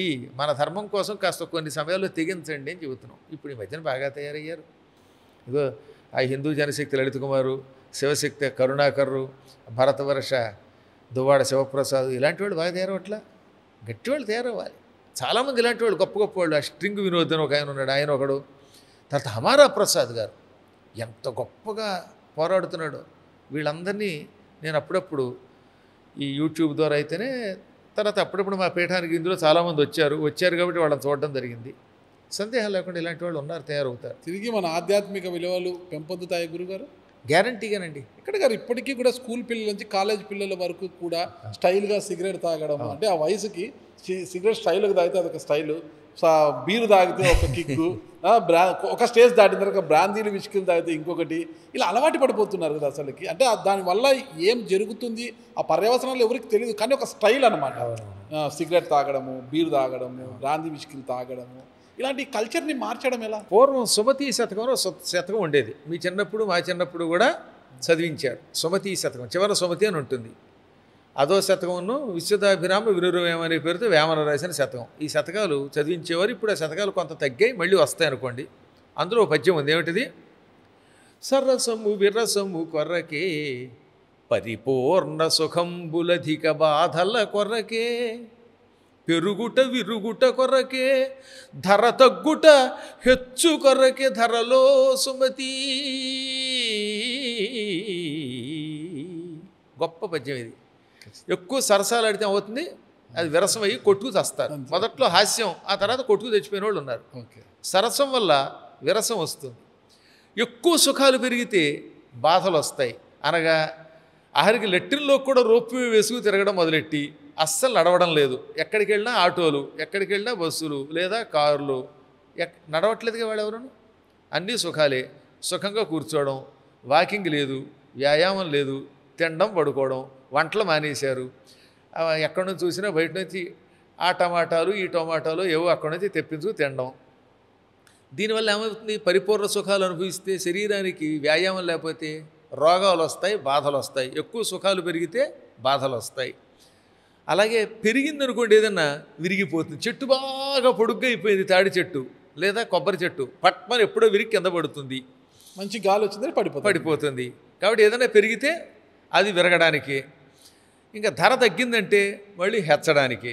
ఇంతకీ ఎందుకు చెప్తానంటే పెరుగుట విరుగుట కొరకే అనేది ఒక సూక్తి. వ్యసనములు పెరిగాయి, రోగాలు వస్తున్నాయి, క్రమంగా జనాల్లో మళ్ళీ అవేర్నెస్ వస్తుంది. మందులు ఎక్కువ వేశారు ఎరువులు, ఇప్పుడు మళ్ళీ ఏమంటున్నారు, వద్దు అంటున్నారు.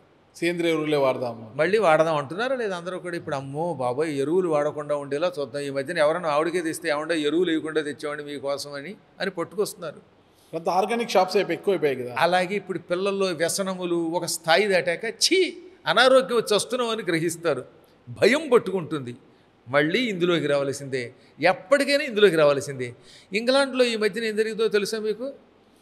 మొన్ననే 10 రోజులు అయింది నేను వచ్చి గట్టిగా మాడితే, 15 రోజులు ఇంగ్లాండ్ నుంచి విపరీతంగా వలసలు పెరిగిపోయాయి.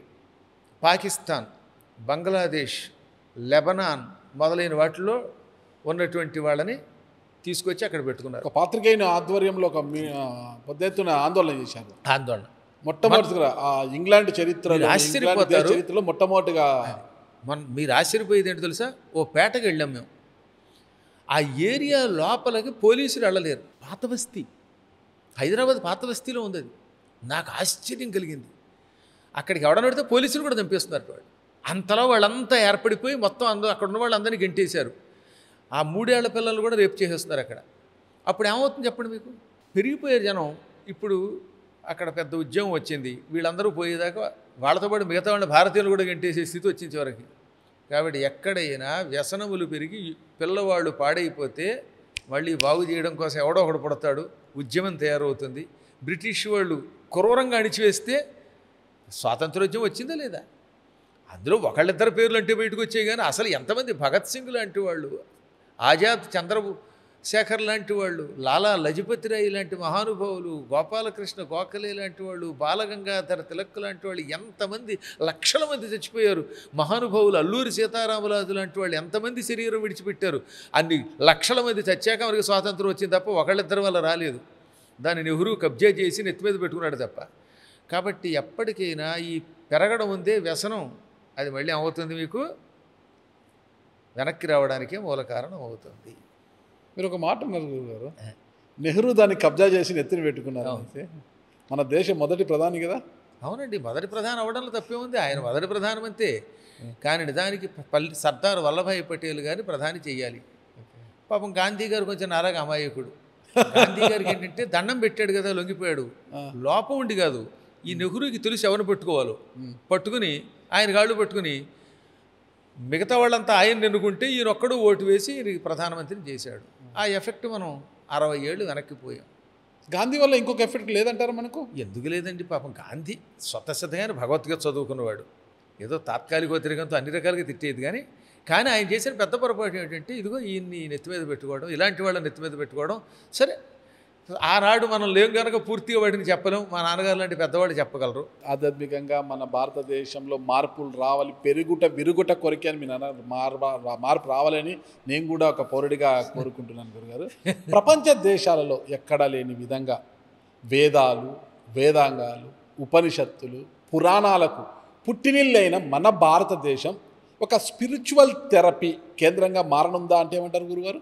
ఎప్పటికైనా భారతదేశమే ఆధ్యాత్మిక కేంద్రం కదండి. ఇక్కడ ఎంతమంది మహర్షులు పుట్టారు. మనకి ద్వేషం తక్కువగా ఉంటుంది. ఇప్పుడైనా నేను మాట్లాడే దాంట్లో ఇతరుల మీద ద్వేషం లేదు చూడండి, మీరు ఒక్కసారైనా.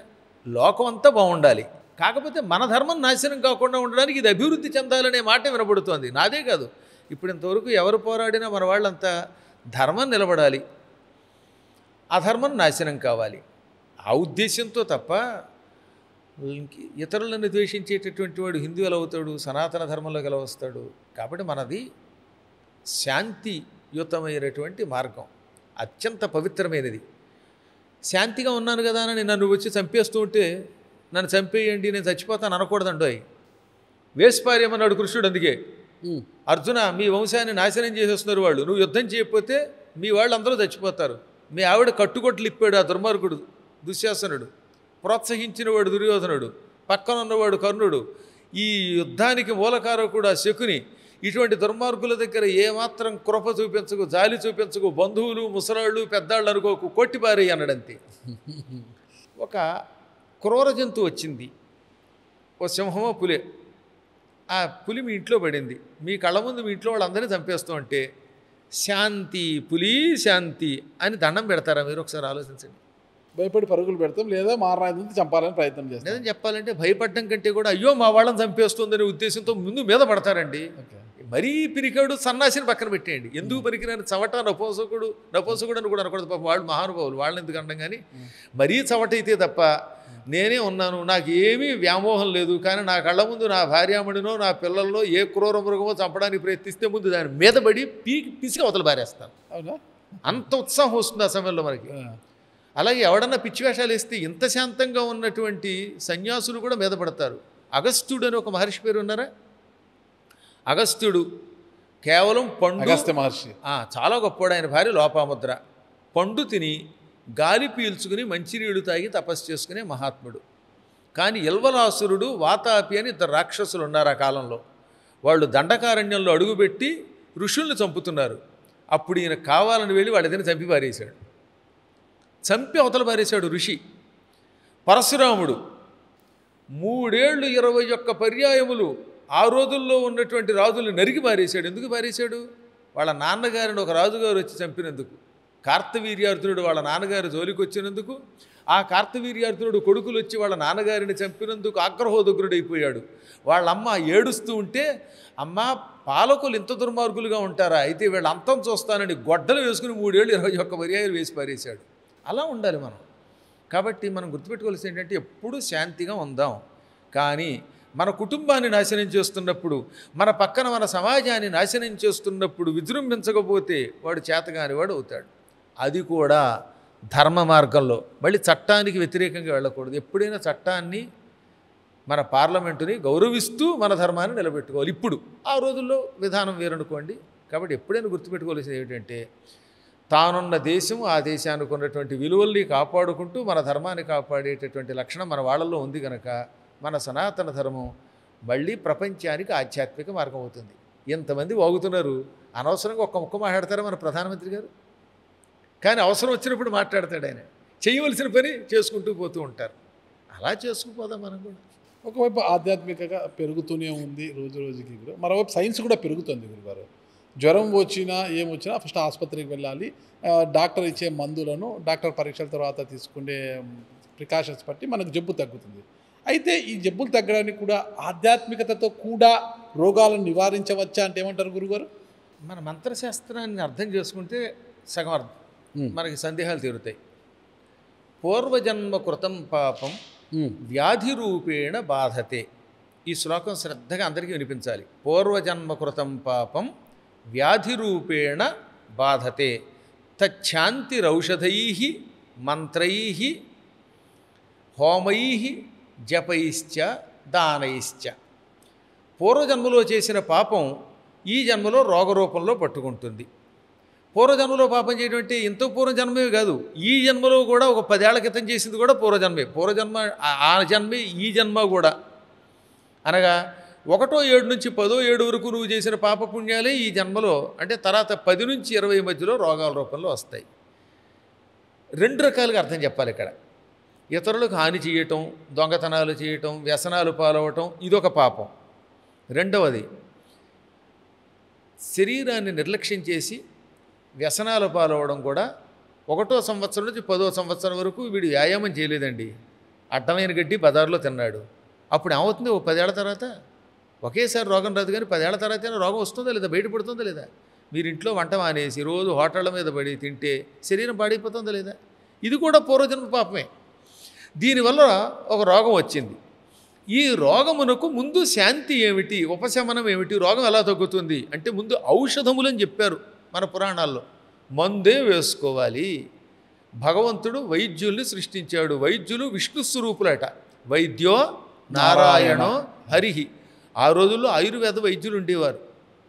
వీళ్ళు విష్ణు స్వరూపులు.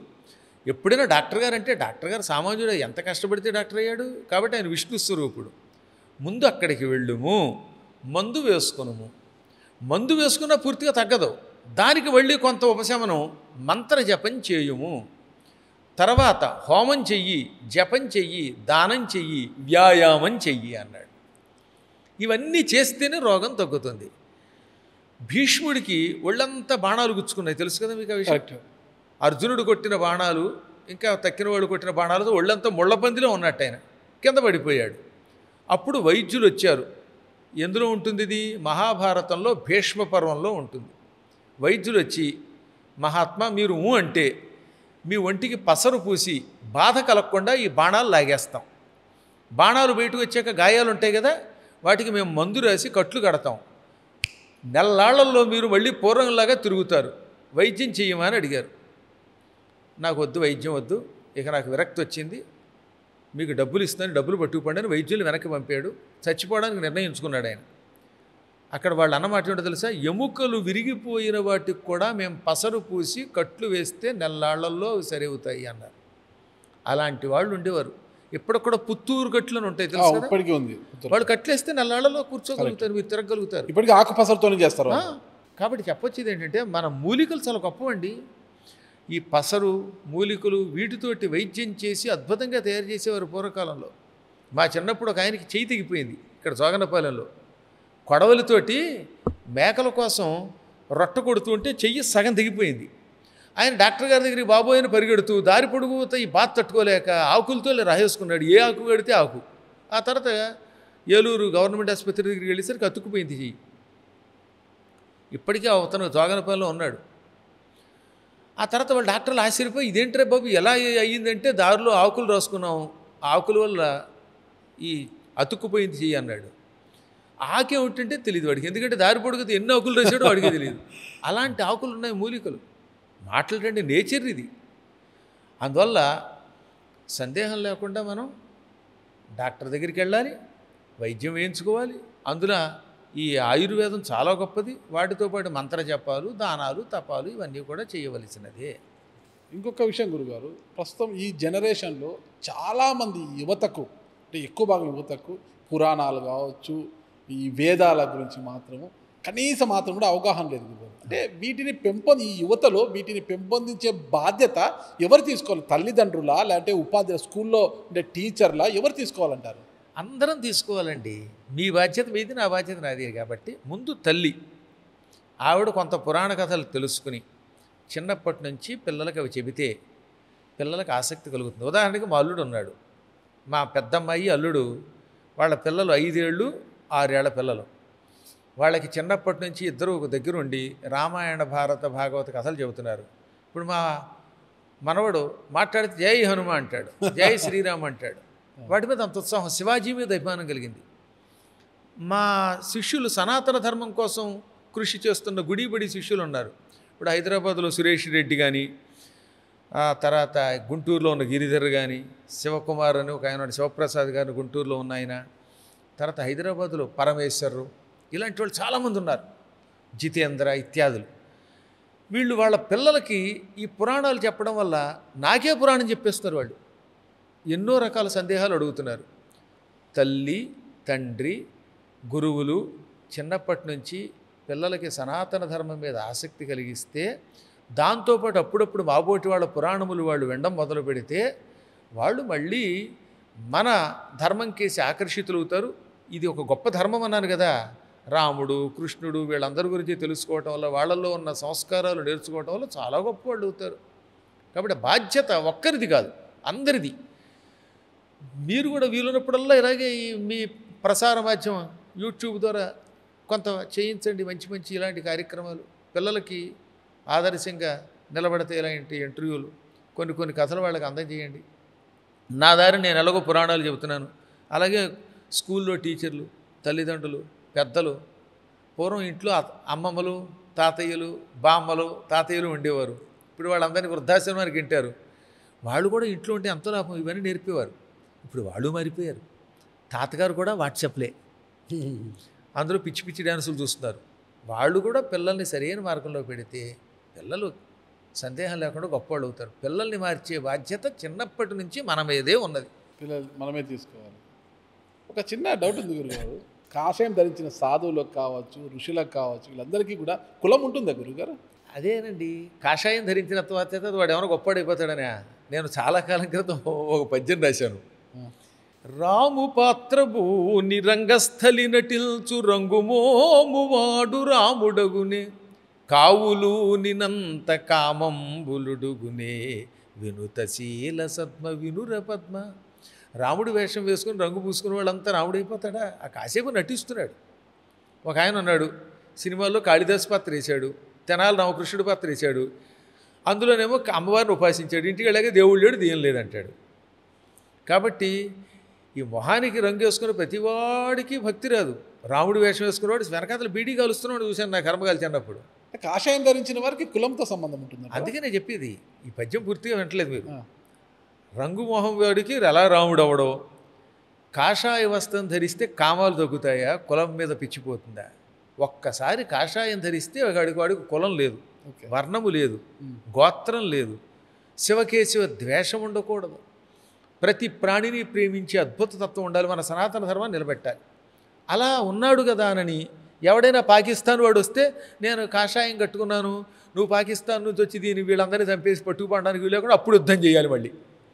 కాబట్టి దృష్టిలో పెట్టుకొని కాషాయము ధరించాక కులము వర్ణము వీటికి అతీతంగా ఉండాలి. ఒక్క ధర్మమునకు సంకటం వస్తే కాషాయం కట్టుకున్నవాడు ధనుస్సును ఎక్కుపెట్టి యుద్ధం చేయాలి. అందుకే పూర్వం ఋషులు యుద్ధం చేశారు. అర్థమైంది. కాబట్టి మీరు వ్యక్తిగతంగా ఇంకా అతనికి ఏం ఉండదు. వాడు ఎవడో అనవసరం, వాడికి కుటుంబమే లేదు కదా, వాళ్ళ అమ్మా నాన్నే లేరు. ఇప్పుడు ఉదాహరణకి నేను చాలా ఇష్టపడేది మా స్వామీజీ గణపతి సత్యనారాయణ స్వామి వారిని. ఆయన నాకు తల్లి తండ్రి, ఆయనకి నాకు ఉన్న బంధం గురించి చెప్పాలంటే ఈ ఏడాది సరిపోదు. ఆయనకి నేనంటే అంత ఇష్టం, ఆయనంటే నాకు అంత పూజ్యభావం. మా స్వామీజీకి ఇప్పుడు కులం ఏముంది, ఆయన గోత్రం ఉండదు, ఎందుకని సన్యాసి అయ్యారు. ఇంకా ఉత్తర పీఠాధిపతి దత్త విజయానంద స్వామి వారు ఉన్నారు. ఇప్పుడు ఆయన ఒక్కసారి సన్యాసి అయ్యారు, ఇంకా ఆయనకి కులం లేదు, గోత్రం లేదు. అందుకే అక్కడికి వెళ్ళాక అందరూ సమానమే, అందరినీ ఎంతో ప్రేమగా చూస్తారు. ఎంత జాగ్రత్తగా ప్రేమగా చూస్తారో మన ధర్మం కోసం అవసరమైతే కత్తిపట్టి యుద్ధం చేయడానికి కూడా సిద్ధపడేలా ఉంటారు. అలాంటి వాళ్ళని సాధువులు అంటారు. ఈ యుగంలో మన అదృష్టం అన్నవాడు దత్తపీఠం అంటే అలాంటి వాళ్ళని చూసి ఆదర్శంగా ఉండాలి. గురుగారు ఒక మంచి విషయం చెప్పారు. ఒకసారి కాషాయం ధరించి సన్యాసిగా మారిన తర్వాత కులము వర్ణము గోత్రము ఏమీ ఉండదు, ఈ కులము మతం ఏమి ఉండదు అని చెప్పి చాలా మంచి విషయం గురుగారు. ఇది చాలా అవసరం కూడా. అయితే ఇక్కడ నేను పేరు చెప్పకూడదు అనుకుంటున్నాను, కానీ చెప్పాల్సి వస్తోంది.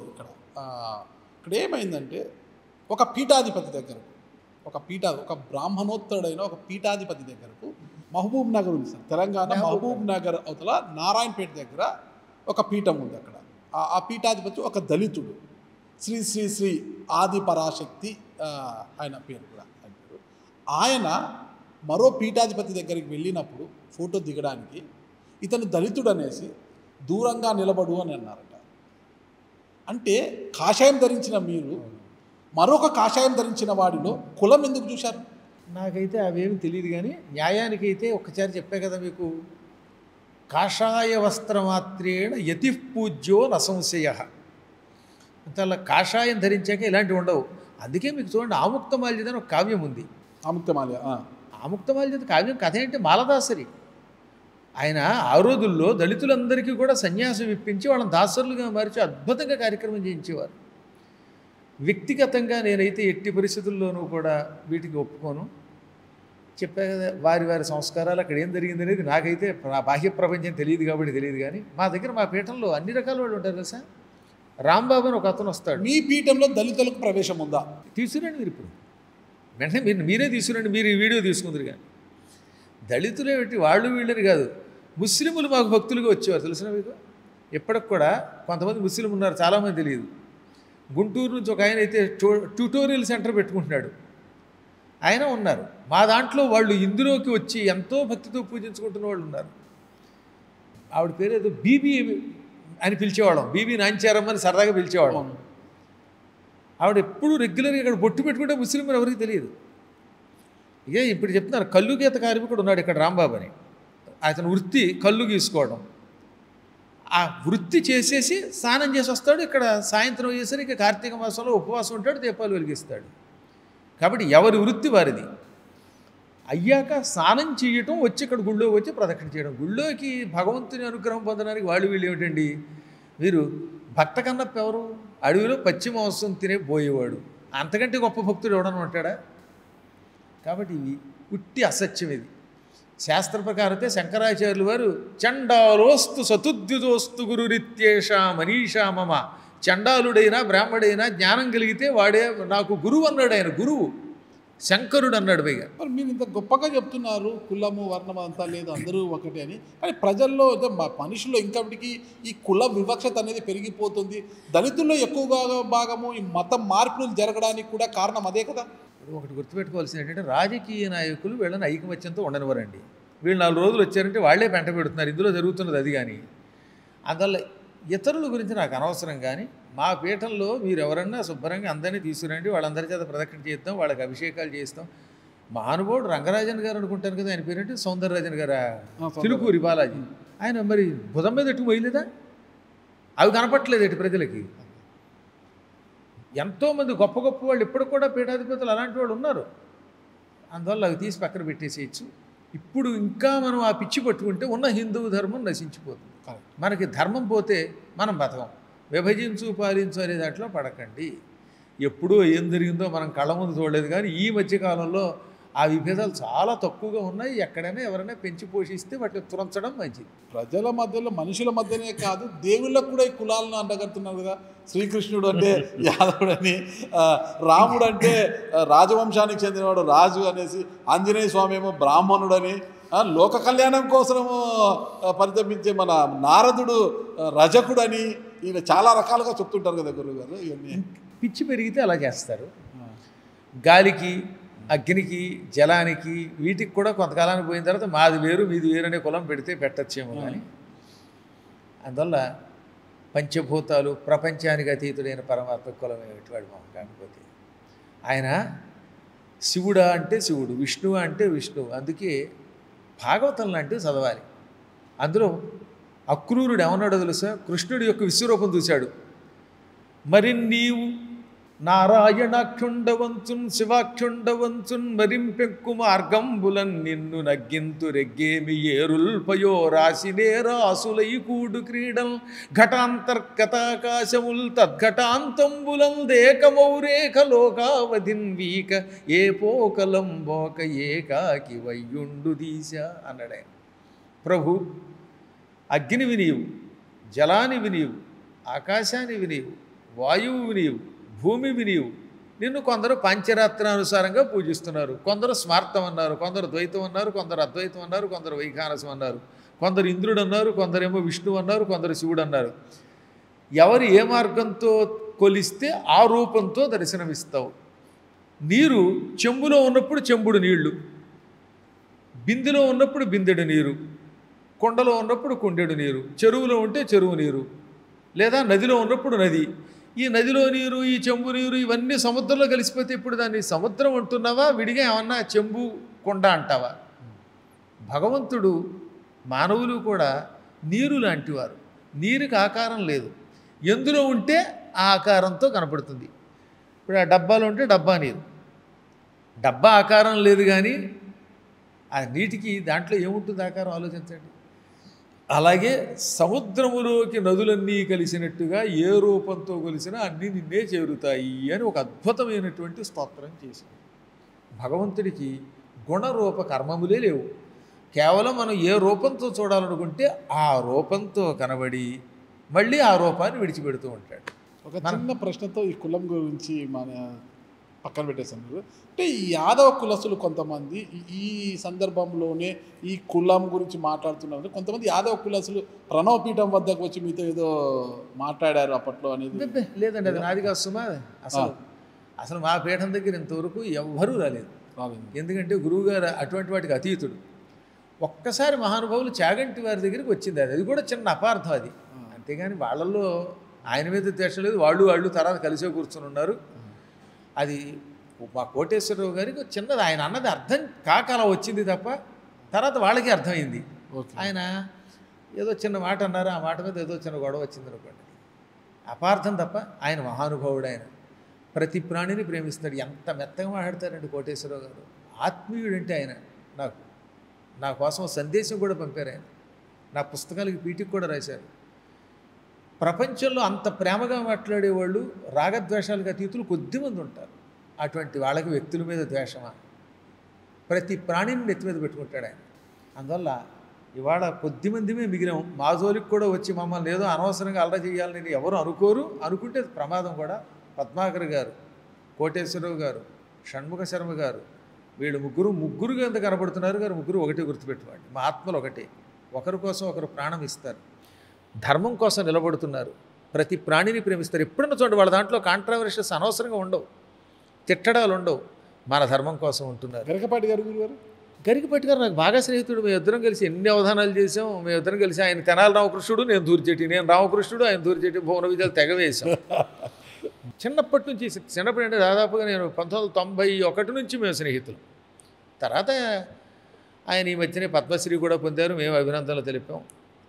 ఏవో ఉంటాయండి, మేము మీలాంటి వాళ్ళు ఇప్పుడు కావాలని కెలకాలని తప్ప మా దాంట్లో మాకు వ్యక్తిగతంగా ఏమీ లేవు. అంటే మీరంటే కాదు, ఇప్పుడు ఏదో ఉపన్యాసం చెబుతున్నప్పుడు ఎక్కడో చోట ఏదో అంటామండి, ఆ పురాణాల్లో ఉన్నది అది, అంతే కదా. అక్కడ పురాణంలో ఒక చోట ఓ బ్రాహ్మడు అనే పదం వచ్చింది, అంత మాత్రం చేత వీడికి బ్రాహ్మడు అంటే అభిమానం అంటే ఏం చెప్పగలుగుతాం? నిజంగా మా పీఠంలో బ్రాహ్మడు ఎవడున్నాడు? ఇప్పుడు మిమ్మల్ని తీసుకొచ్చిన రాజు ఉన్నాడు, అతను కాపు కులస్తుడు, అక్కడ కూర్చున్నాయని ఇంకెవరో వయసు కులస్తులు, ఇంకోళ్ళు ఎవరో రాజులు. మా దాంట్లో ఎవ్వరు మా అన్నవాళ్ళు ఉండరు, ఏదో అల్లుడు కూతురు తప్పదు కాబట్టి అన్ని మనుషులకి పెద్దపీట వేస్తారు. ఇక్కడ ఇవాళ ఏ పౌరాణికుడికైనా అక్కడ పురాణం వినేటటువంటి వాళ్ళలో వాళ్ళు ఎంతమంది ఉంటారు? అందరూ కలిస్తే సమాజం, సమాజం అంటే అన్నీ కలిసి ఉండాలి. కాబట్టి ఈ రాగద్వేషాలకి ఎప్పుడు వీళ్ళు పౌరాణికులు అతీతులే. మహాభారతంలో కూడా అంతే కదా, అందరూ మహానుభావులు కలవాలి అని చెప్పాడు ధర్మరాజు గారు. ఏది పరమ పవిత్రమైన శాంతి పర్వంలో. ఒక చిన్న అనుమానం ఉంది గారు, మంచి చెడుల గురించి మీరు ఇంత చక్కగా చెప్తున్నారు, మీరు చాలా చక్కగా వివరిస్తున్నారు కూడా. అలాంటిది నాకు ఒక చిన్న డౌట్ ఉంటుంది. అత్యంత మేధో సంపన్నుడు, గాయత్రి మంత్ర సృష్టికర్త విశ్వామిత్రుడు ఆ రోజు మేనకకు ఎందుకు దాసోహమయ్యారు గురుగారు? అసలు ఒకటి కాదు 2 రోజులు కాదు, ఆయన చేస్తుంది తప్పని తెలిసిన 10 ఏళ్ల పాటు అలాగే వెళ్ళిపోయారు కదా. అంటే ఆయన ఏం మెసేజ్ ఇచ్చారు? అంత మేధో సంపన్నుడైన విశ్వామిత్రుడు సమాజానికి ఏం మెసేజ్ ఇచ్చారంటారు మేనక ద్వారా? ఏమండి, ఎవడైనా సాధన చేస్తున్నప్పుడు ఎక్కడో చోట బుట్టలో పడతాడు. ఆయన బుట్టలో పడింది గుర్తుపెడుతూనే ఆయన బ్రహ్మర్షి స్థాయికి వెళ్ళాడనే విషయం మనం మర్చిపోకూడదు. ఇప్పుడు నేను ఏదో ఉద్యోగం చేస్తున్నాను, మంచి సమయంలో ఏదో టేబుల్ ఇంత బంగారం ముద్ద 10 సార్లు చూపించారు. ఓసారి టెంప్ట్ అవ్వం, రెండోసారి టెంప్ట్ అవ్వం, మూడోసారి బంగారం ముద్ద కనబడితే ఏమో అటు పెడతామేమో. ఎంత గొప్పవాడైనా పడకుండా ఉంటాడో, కలియుగ మానవులు కదా మనం. అలాంటిది ఆ మహానుభావుడు అంత తపస్సు చేస్తున్నప్పుడు ఓసారి మేనకు వచ్చినప్పుడు మేనక రా ఆనక అనకుండా భవిష్యత్తు దృష్టిలో పెట్టుకుని ఆయన పడి ఉండొచ్చు. తర్వాత రంభ వచ్చింది, మరి రంభ దగ్గర పడలేదుగా, రాయి అయిపోయి చెప్పించాడు. కామక్రోధాదులను అదుపులో పెట్టడం అంత తేలికేం కాదు. నారదుడు అంతటి వాడు సంసారంలో పడ్డాడు. భూమి మీద ఉన్నంత వరకు కామ క్రోధ లోభ మోహ మదమాత్సర్యములు ఎంతో కొంత ఉంటాయి. కాకపోతే ఎప్పటికప్పుడు వాటిని గుర్తించి మళ్ళీ వాటిని అదుపులో పెట్టుకోవలసిందే.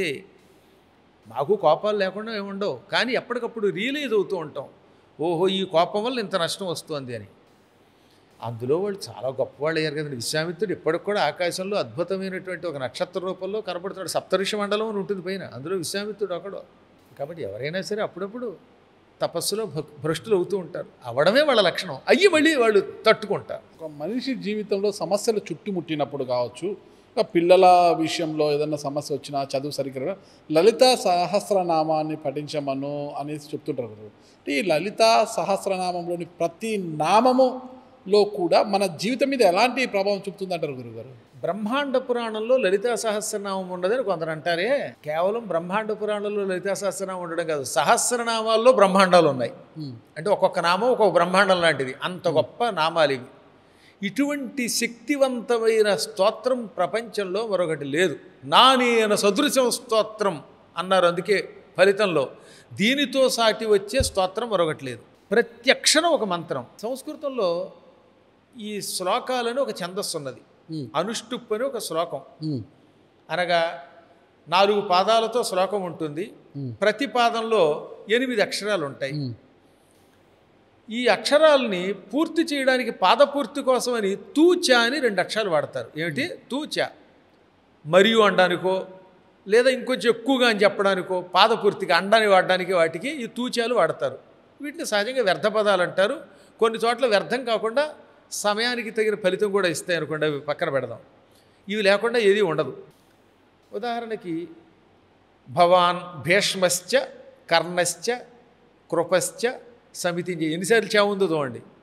భవాన్ నీవు, భీష్ముడును, కర్ణుడును, కృపుడును, మళ్ళీ మరియు అనడానికి అనమాట. ఇంగ్లీష్లో రామ అండ్ లక్ష్మణ అన్నట్టుగా భీష్మ అండ్ కర్ణ అనడానికి ఇది వాడతారు.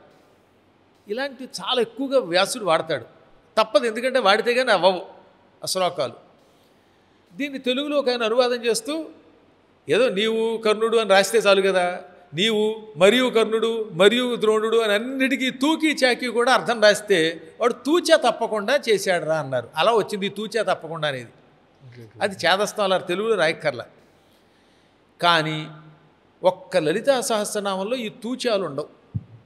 అంటే మాట వరుస కూడా అండలే పదం వాడకుండా వాడాడు ఆయన. విష్ణు సహస్రనామం చదవండి, అందులో ఏమనుంటుంది? పోతాత్మ పరమాత్మ చ, పోతాత్మ పరమాత్మ మరియు అని ఉంటుంది. ఆ చ లేకుండా కుదరదు, చాలా చోట్ల ఉంటుంది అనమాట. ఒక్క లలితా సహస్రనామంలోనే ఒక్కడ మాట వరుసకు కూడా తూచా ఉండదు. చూడండి, శ్రీమాత శ్రీ మహారాజ్ఞి శ్రీమత్సింహాసనేశ్వరి చదగ్రకొండ సంభూత దేవకార్య సముచిత ఇలా చివరి దాకా 181 శ్లోకములలో ఒక్క శ్లోకములో కూడా తూచాలు ఉండవు. అంటే పూర్తిగా మంత్రమే, పాదపూర్తి కోసం అండనేది వాడలేదనమాట. అంత అద్భుతమైనది. ఒక్కొక్క నామం ఒక్కొక్క అద్భుతమైన శక్తివంతమైనది. సంసారం అట దావాగ్ని అట. అడవులు తగలబడిపోతే దాన్ని ఏమంటారు? కార్చిచ్చు అంటారు. ఇప్పటికి కూడా కాలిఫోర్నియా అడవులు తగలంటాయి. వాటిని ఆర్పాలంటే ఎంత కష్టం. భవ అంటే పుట్టుక లేక సంసారం, దావా కార్చిచ్చు. ఈ సంసారం అనే కార్చిచ్చు చల్లారాలంటే ఎలాగా? అడవి తగలబడుతోందండి, అది చల్లారాలంటే మీరు ఫైర్ స్టేషన్ వాళ్ళ దగ్గరికి వెళ్ళి ఇంజన్లతో నీళ్లతో కొడితే ఆగుతుందా? కొన్ని వేల ఎకరాల అడవి భగభగ మండుతుంటే అది చల్లారాలంటే ఆకాశంలో మేఘాలు వచ్చి ఏకధాటిన కుంభవృష్టి కొన్ని గంటలు కురిస్తే అప్పుడు అడవిలో ఉన్న అగ్ని చల్లారుతుంది. అవునా? కరెక్ట్. అమ్మవారు ఎటువంటిది అంటున్నాడు? భవదావ సుధావృష్టి, సంసారమనే కార్చిచ్చు చల్లార్చేసే సుధావృష్టి అమృత వర్షం. వర్షం కురిస్తే అడవి చల్లారుతుంది. కానీ ఇక్కడ మామూలు వర్షం కదట అమ్మ, అమృత వర్షం అట. వర్షం కురిస్తే కేవలం చెట్లు కాలిపోతున్నవి చల్లారిపోతాయి, కానీ చచ్చిపోయిన చెట్లు బతుకుతాయా? బతకవుగా. కాదే అమృతం కురిపించండి, చచ్చిపోయిన వాళ్ళు బతుకుతారు అమృతం యొక్క ప్రభావానికి. అనగా కాలిపోయిన చెట్లు మళ్ళీ తిరిగి బతుకుతాయి, చిగురిస్తాయి, జీవిస్తాయి. ఈ సంసారం అనే కార్చిచ్చుని చల్లార్చి మనల్ని కాపాడేటటువంటి అమృత వర్షం అమ్మ. ఇలాంటి అలంకారములతో కూడినటువంటి అద్భుతమైన మంత్రాలు. ఈ లలితా సహస్రనామ పారాయణం చేసిన వాడు అనుకున్న కోరికలు తీరుతాయి. దాని యొక్క ఉపాసనా ఫలితం నేను పొందాను. నా జీవితంలో ఇంతవరకు ఏదనుకుంటే అది సాధించానంటే అది లలితా సహస్రనామ యొక్క మహాప్రభావం.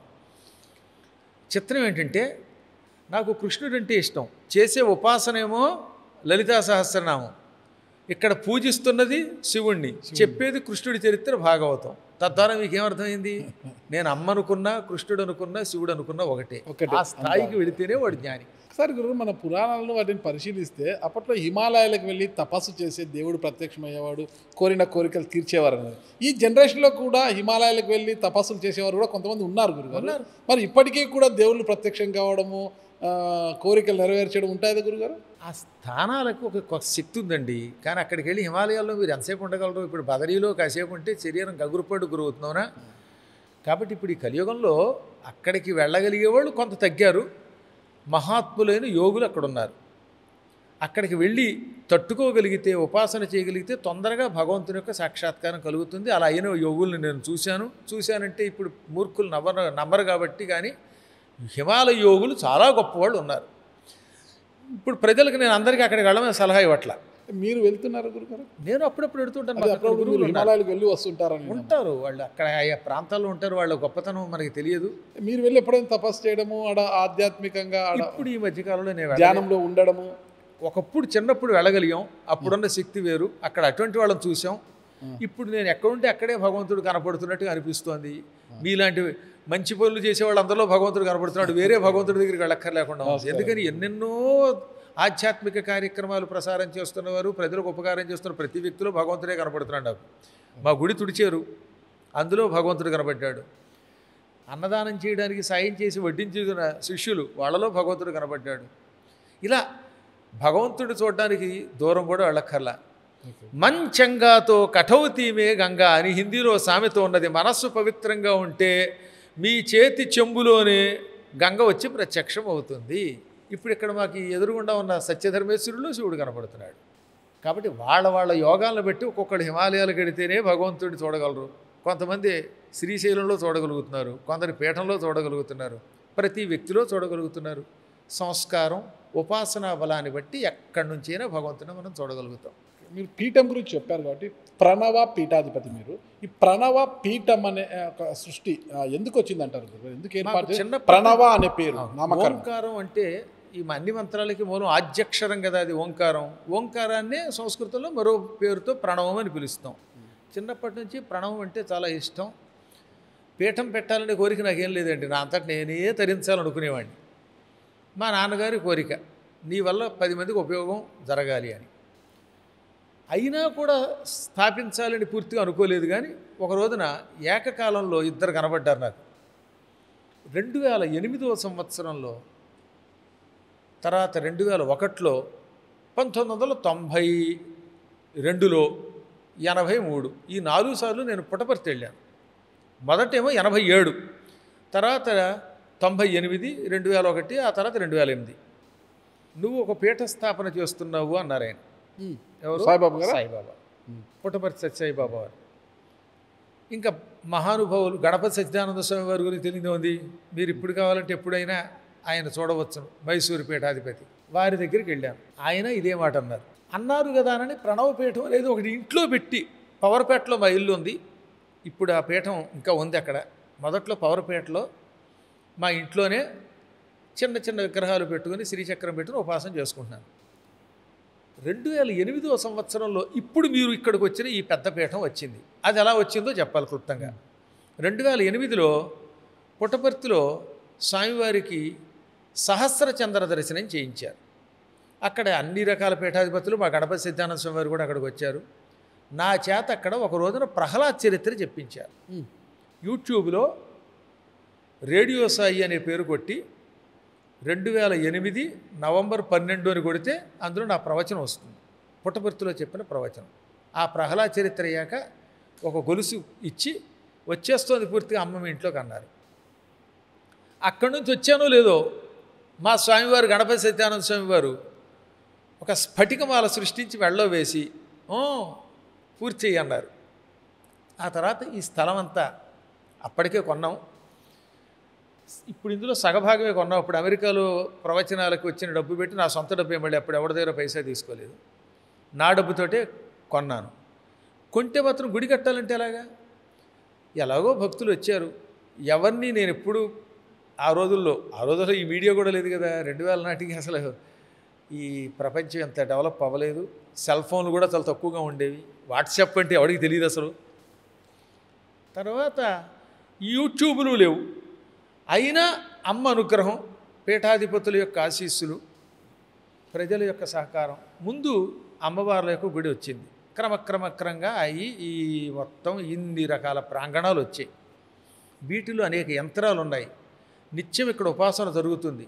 ఎంతోమందికి అనుభూతులు కలుగుతూ ఉంటాయి. రాత్రిపూట చిన్నపిల్ల రూపంలో అమ్మవారు తిరగడం ఇక్కడ భక్తులు చూశారు. అందుకే ఇక్కడికి వచ్చిన తర్వాత చాలామంది సంతానం పొందారు. వారి యోగం, వారి భక్తి అనుకోండి. తర్వాత గృహాలు పొందగలిగారు. మరికొంతమంది ఉన్నారు ఉద్యోగాలు చేసుకుని రిటైర్ ఇక్కడే ఉండిపోయారు. ఇప్పుడు ఉదాహరణకు ఆ కూర్చున్న ఆయన పేరు జయకుమార్ గారు. ఆయన స్టేట్ బ్యాంక్ ఆఫ్ ఇండియాలో ఉద్యోగం చేసి రిటైర్ అయ్యి పెన్షన్ పుచ్చుకుంటున్నారు. వాళ్ళ పిల్లలు ఉద్యోగం చేసుకుంటూ హాయిగా మంచి పొజిషన్లో అమెరికాలో ఉన్నారు. అమెరికాలో ఒక కొడుకును, ఇంకో చోట ఒక కొడుకును, మొత్తం మీద ఆయన అన్నీ వదిలిపెట్టి సన్యాసి దీక్షతో చూసారు. ఇక్కడే ఒక రూమ్ తీసుకుని ఉంటున్నారు పీఠంలో. ఆయన స్టేట్ బ్యాంకులో ఒక బ్రాంచ్ మేనేజర్ లెవెల్ ఉద్యోగం చేసిన వ్యక్తి అని నేను చెబితే కానీ మీకు అర్థం కాదు. ఈ పీఠంలో ఉన్న వాళ్ళలో 90% అటువంటి వాళ్ళు ఇప్పుడు మీరు వెళ్ళేటప్పుడు చూస్తారు. పార్థసారథి గారని, ఆయన సర్కిల్ ఇన్స్పెక్టర్. మళ్ళీ ఎందులోనో తెలుసా, ఎక్సైజ్ డిపార్ట్మెంట్లో సర్కిల్ ఇన్స్పెక్టర్. సర్కిల్ వాళ్ళ డిపార్ట్మెంట్ ఎటువంటిది. ఆయన సన్యాస దీక్షలాగా పుచ్చుకొని ఇక్కడే ఇల్లు కట్టుకొని ఇక్కడే పీఠం దగ్గర నివసిస్తున్నారు. అలా అన్ని ప్రాంతాల నుంచి, కులంతో సంబంధం లేదు. ఆయన కులం వేరు, ఇంకొకటి కులం వేరు. అలా అన్ని రకాలైనటువంటి వాళ్ళు ఇక్కడికి వచ్చి హాయిగా ఎందుకు ఉంటున్నారంటే, ఇక్కడ ఉంటే హాయిగా హిమాలయాల్లో ఉన్నట్టుగా ఉంటుంది. ఇక్కడే కాదు, బెంగళూరులో సుబ్రహ్మణ్యం గారు అని ఒక ఆయన ఉన్నారు. ఆయన విప్రో కంపెనీని హై లెవెల్లో సీఈఓగా చేసి రిటైర్ అయిపోయారు, వదిలేసి. చాలా డెవలప్ చేశారు సుబ్రహ్మణ్యం గారు. అంటే ఆయన ఇప్పుడు మా బెంగళూరు పీఠాన్ని నిర్వహిస్తున్నారు. అక్కడ గుడి బడి పేరుతో చాలామంది మరి సుఖంగా ఉంటున్నారు. హైదరాబాద్ పీఠం అన్ని కులాల వాళ్ళు ఉన్నారు. మీరు అన్నట్టుగా కులాల కొంతమంది పెంచవచ్చు, కానీ నిజానికి ప్రజల్లో ఇప్పుడిప్పుడే భయం పట్టుకుని మనందరం ఐకమత్యంతో ఉండకపోతే ఇతర మతాల వల్ల దెబ్బతింటున్నామని ఒక భయం కూడా వచ్చింది. ఐకమత్యంతో ఉంటున్నారు. అప్పుడప్పుడు మధ్య మధ్యలో గిల్లుతాడు ఎవడో, నువ్వు ఆ కులం వాడివి, నువ్వు ఈ కులం వాడివి అని తోకలను బట్టి వాళ్ళు అతీతంగా ఉండి సుఖంగా ఉంటున్నారు. ప్రణవపీఠము దిశానిర్దేశం చేస్తున్నది. ఈ ప్రణవపీఠానికి మహాత్ములు వచ్చారు. గణపతి సచ్చిదానంద స్వామి వారు వచ్చారు. విశ్వయోగి విశ్వంగారిని గుంటూరులో ఉంటారు, వారు వచ్చారు. కొత్తాళం పీఠాధిపతి చాలా పెద్దవారు ఉన్నారు, ప్రసాదరాయ కులపతి గారు ఆ రోజుల్లో మాకు. ఇప్పుడేమో సిద్ధేశ్వరానంద భారత స్వామి వారు వారు వచ్చారు. ఇంకా మహానుభావులైన అవధానులు ఎంతమంది వచ్చారో లెక్కలేదు.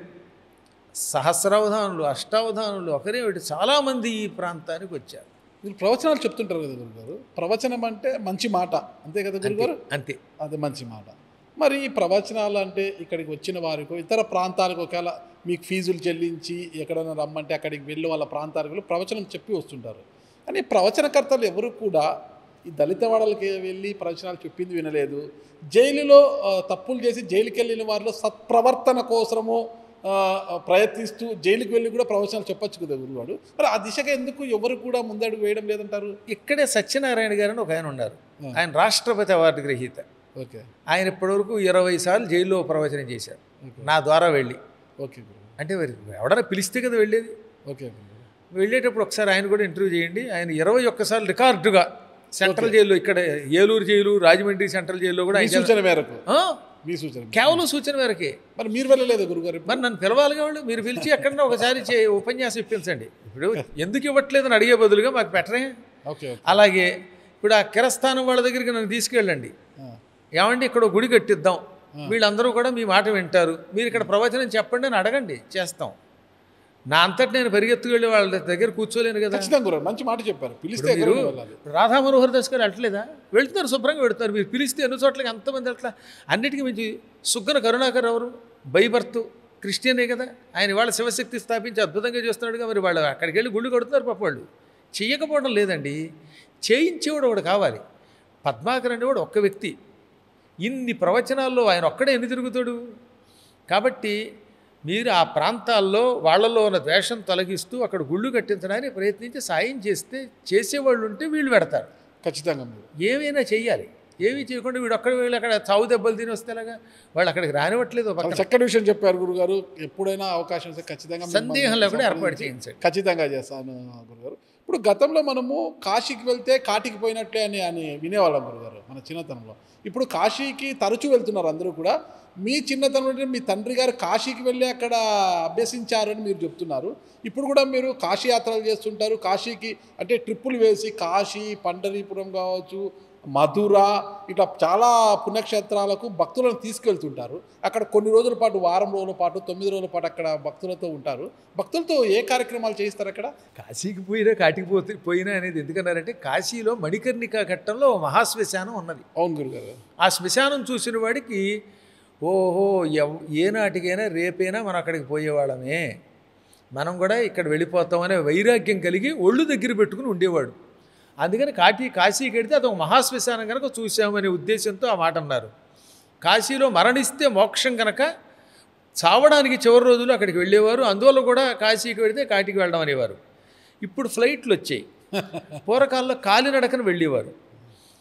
ఈ విజయవాడ నుంచి కాలినడకన ఒక ఆయన వెళ్ళాడు అనుకుందాం. దారిలో అడవుల్లో దొంగలు చావు కొట్టేవారు, లేదా మధ్యలో అడవుల్లో పులులో సింహాలో మీద పడేవి. కాబట్టి వీడు వెళ్ళి తిరిగి వస్తాడని నమ్మకం లేదు, అందుకని కాటికి పోయినట్టే అన్నారు. ఆ కారణం చేత విమానాలు వచ్చాయి కాబట్టి ఇప్పుడు ఇంకా తిరిగి వస్తున్నారు. తర్వాత రెండోది, అసలు మన శరీరమే శ్మశానం అండి. ఎవడో పిచ్చాడు అన్నట్ట, శివుడు ఉంటే ఆ ఇల్లు శ్మశానం అని అన్నవాడు ఏ సన్నాసో తెలియదు. మరి అలాంటి పిచ్చివాగుళ్ళు అయ్యేవాడు కలియుగంలో పెరిగారు. అసలు మన శరీరం కంటే శ్మశానం ఎక్కడున్నది? ఎలా చెప్తారు అలా మీరు? మీ చర్మం కింద ఏమున్నాయి? రక్త మాంసాలు. ఆ రక్త మాంసాల కింద ఏమున్నాయి? ఎముకలు, నరాలోనా? ఎముకల గూళ్ళు. శ్మశానంలో, శ్మశానానికి ఆ పేరు ఎందుకు వచ్చింది? ఎముకలు మొదలైనటువంటి శవాలు ఉంటాయి కనుక. అసలు మీరు మోస్తున్నది ఎముకల్ని. మీలో ప్రాణం ఉంది కాబట్టి ఆ ప్రాణంలో ఈ శరీరాన్ని పట్టించుకోవడం లేదు. కానీ ఎంత అందంగా ఉన్నా, వికారంగా ఉన్నా ఈ చర్మమే అది. ఈ చర్మం ఒక్కసారి కొంచెం తీయండి, అడుగున కనిపించే భయంకరమైన మాంసం, రక్తం, నాడులు చూస్తే వణికిపోతారు మీరు. దానికి అడుగునున్న ఎముకలను చూస్తే వణికిపోతారు. కాబట్టి మన శరీరంలో ఉన్నవన్నీ ఎముకలు, ఎముకలు, నాడులు, వీటిలో ఉన్న గుజ్జు, మజ్జ, చీము, నెత్తురు, వీటితో కూడిన ఈ శరీరం తాత్కాలికంగా చర్మం అనేది ఒకటి ఉంది కనుక అందంగా కనబడుతోంది. ఒక స్త్రీని అందంగా ఉందని ఎందుకు అనుకుంటున్నాడు అంటే ఆ పై చర్మం కనబడుతోంది, అవయవాలు పై పైన కనబడుతున్నాయి. ఒకసారి కిందకి వెళ్ళి చూడండి మీరు, లోపలికి వెళితే భయం వేస్తే ఎక్స్రే తీసి చూపించండి వాడికోసారి. పెళ్లి చూపులకు వెళ్ళినప్పుడు ఆహా బాగుందిరా రంభలా ఉందనుకుంటున్నాడే, ఆవిడ్ని ఓసారి మొత్తం ఎక్స్రే తీసి చూపించి ఇదిరా అసలు రూపం చూపిస్తే దెబ్బగా అడిలిపోతాడు వాడు. అందుకే శంకరులు వారు ఏమన్నారు, నారీ స్తనభర నాభీదేశం దృష్ట్వా మాగా మోహావేశం ఏతన్మాంసవసాది వికారం మనసి విచింత్య వారం వారం భజ గోవిందం భజ గోవిందం గోవిందం భజ మూఢమతి. అందులో ఏమన్నాడు, స్త్రీని చూసావు వెంటనే మోహావేశం పొందుతున్నావు. ఎందుకని? ఈ స్తనాలు, నాభి, ఈ శరీరంలో ఆకారం చూస్తే అట్రాక్ట్ అయ్యావు. వారు పిచ్చాడా, దాన్ని చూచి మోహావేశం పొందకరా. ఇదంతా కూడా మాంస వస ఆది వికారం, వీటితో కూడినది. పైన ఈ చర్మం ఉండడం వల్ల మోహం పొందుతున్నావు. లోపల చూడు, మాంసం ముద్దలు, కొవ్వు, ఆ లోపల ఉన్న ఈ కాళ్ళలో ఉన్న మధ్య అంటే గుజ్జు, ఇవన్నీ ఉంటాయి. ఇదంతా ఎముకలు, వికృతం, వీటితో కూడిన ఒక నడుస్తున్న శ్మశానం ఇది. రేపు పొద్దున్న శరీరంలో ఈ పంచభూతాలు వెళ్ళిపోయాక తీసుకెళ్ళి అందులోనే పడుకోబెడతారు. కాబట్టి వీడు శ్మశానమే, వీడి శరీరంలో ఉన్నదంతా దరిద్రం. దారిద్ర్యంగా ఏంటండి, మీరేమో మంచి అద్భుతమైన కూల్ డ్రింక్ తాగారు, కాఫీ తాగారు, పాయసం తిన్నారు, లడ్డూ తిన్నారు. ఈ తాగిన కూల్ డ్రింక్ కాస్త మూత్రంగా మారి బయటకు పోతుంది చండాలంగా, లోపల రక్తంగా మారుతోంది. అంతే కదా, రక్తమో లేకపోతే మూత్రమో. ఈ తిన్నాయి ఇంత లడ్డు, ఈ ఫుడ్డు లోపలికి వెళ్ళాక కొంత శక్తిని ఇస్తుంది, మిగతాది భయంకరమైన దుర్వాసనతో కూడిన మలంగా మారిపోతున్నది, మలమూత్రాల కుండి. కాబట్టి ఇంతకంటే శ్మశానం ఏమిటి? కాసేపు ముఖం కడుక్కోకుండా అలా ఉండిపోతే నోట్లోంచి దుర్వాసన వస్తుంది. ఒక గంట స్నానం చేయకపోతే చెమట పట్టి నీచమైన వాసన వస్తుంది. కళ్ళు నిద్రపోయి లేవగానే పుసికిలు కారి అసహ్యంగా ఉంటాయి. ముక్కులోంచి చీమిడి, చెవుల్లోంచి గులిమి, ఈ చర్మం పై నుంచి పేలు, చెమట, ఇవి కాకి ఏముంది ఈ శరీరంలో. కాబట్టి ఎప్పటికప్పుడు శుభ్రం చేసుకుని బాగు చేసుకుంటున్నాం. కాబట్టి మన శరీరం కూడా ఒక మొబైల్ శ్మశానమే. సందేహం లేకుండా వాళ్ళకైతే రేపైనా మళ్ళీ ఆ శ్మశానానికి ఎడుతుంది. కాబట్టి ఎప్పుడైనా పరమాత్ముడు ఉండేది శ్మశానం, నువ్వు ఉండేది శ్మశానం, నీ బతుక్కు కూడా శ్మశానమే. నువ్వు ఎంత గొప్ప భక్తుడివి, నా భక్తుడు కాకపోయినా శివుడు అంటే నీకు ద్వేషం ఉన్నా రేపు పొద్దున్న నీ బతుక్కి నిన్ను అక్కడికి తీసుకెళ్ళి తగలేస్తే లేకపోతే పాతి పెడితే ఆ శ్మశానంలోనే తగులాడతావు. అంత బాగా చెప్పారు మన పెద్దలు. కాబట్టి కాశీ ఒకటే కాదు, అన్నీ శ్మశానమే. శ్మశానం లేదు ఎక్కడుందండి? ఆలోచిస్తే ఒకసారి. కరెక్ట్ గురుగారు, కరెక్ట్. కొంచెం జ్ఞానంతో ఉండాలి. అలాగని దీని మీద చుగుప్సు పెట్టుకుని బతకలేము. జ్ఞానం మాటను అజ్ఞానులు అయిపోతున్నారు అదనమాట. అంతే కదా. ఇప్పుడు ఇంకొక చిన్న విషయం, ఇప్పుడు కోరిన కోరికలు నెరవేర్చుకోవడానికి మనము దేవతల్ని, దేవుళ్ళని పూజిస్తుంటాము, ప్రతిరోజు ఆరాధిస్తుంటాము, దీపారాధన చేస్తుంటాము. కోరికలు తెలియదు, ఆ దేవుడు కలిగిన పలానా దేవుడిని కొలిస్తే నా కోరికలు నెరవేరాయి, ఆ దేవుణ్ణి వెళ్ళు నిత్యం పూజించదు అని చెప్తే వెంటనే దేవుళ్ళని మార్చేస్తున్నారు. కొంతమంది అయితే మతాలను మార్చేస్తున్నారు.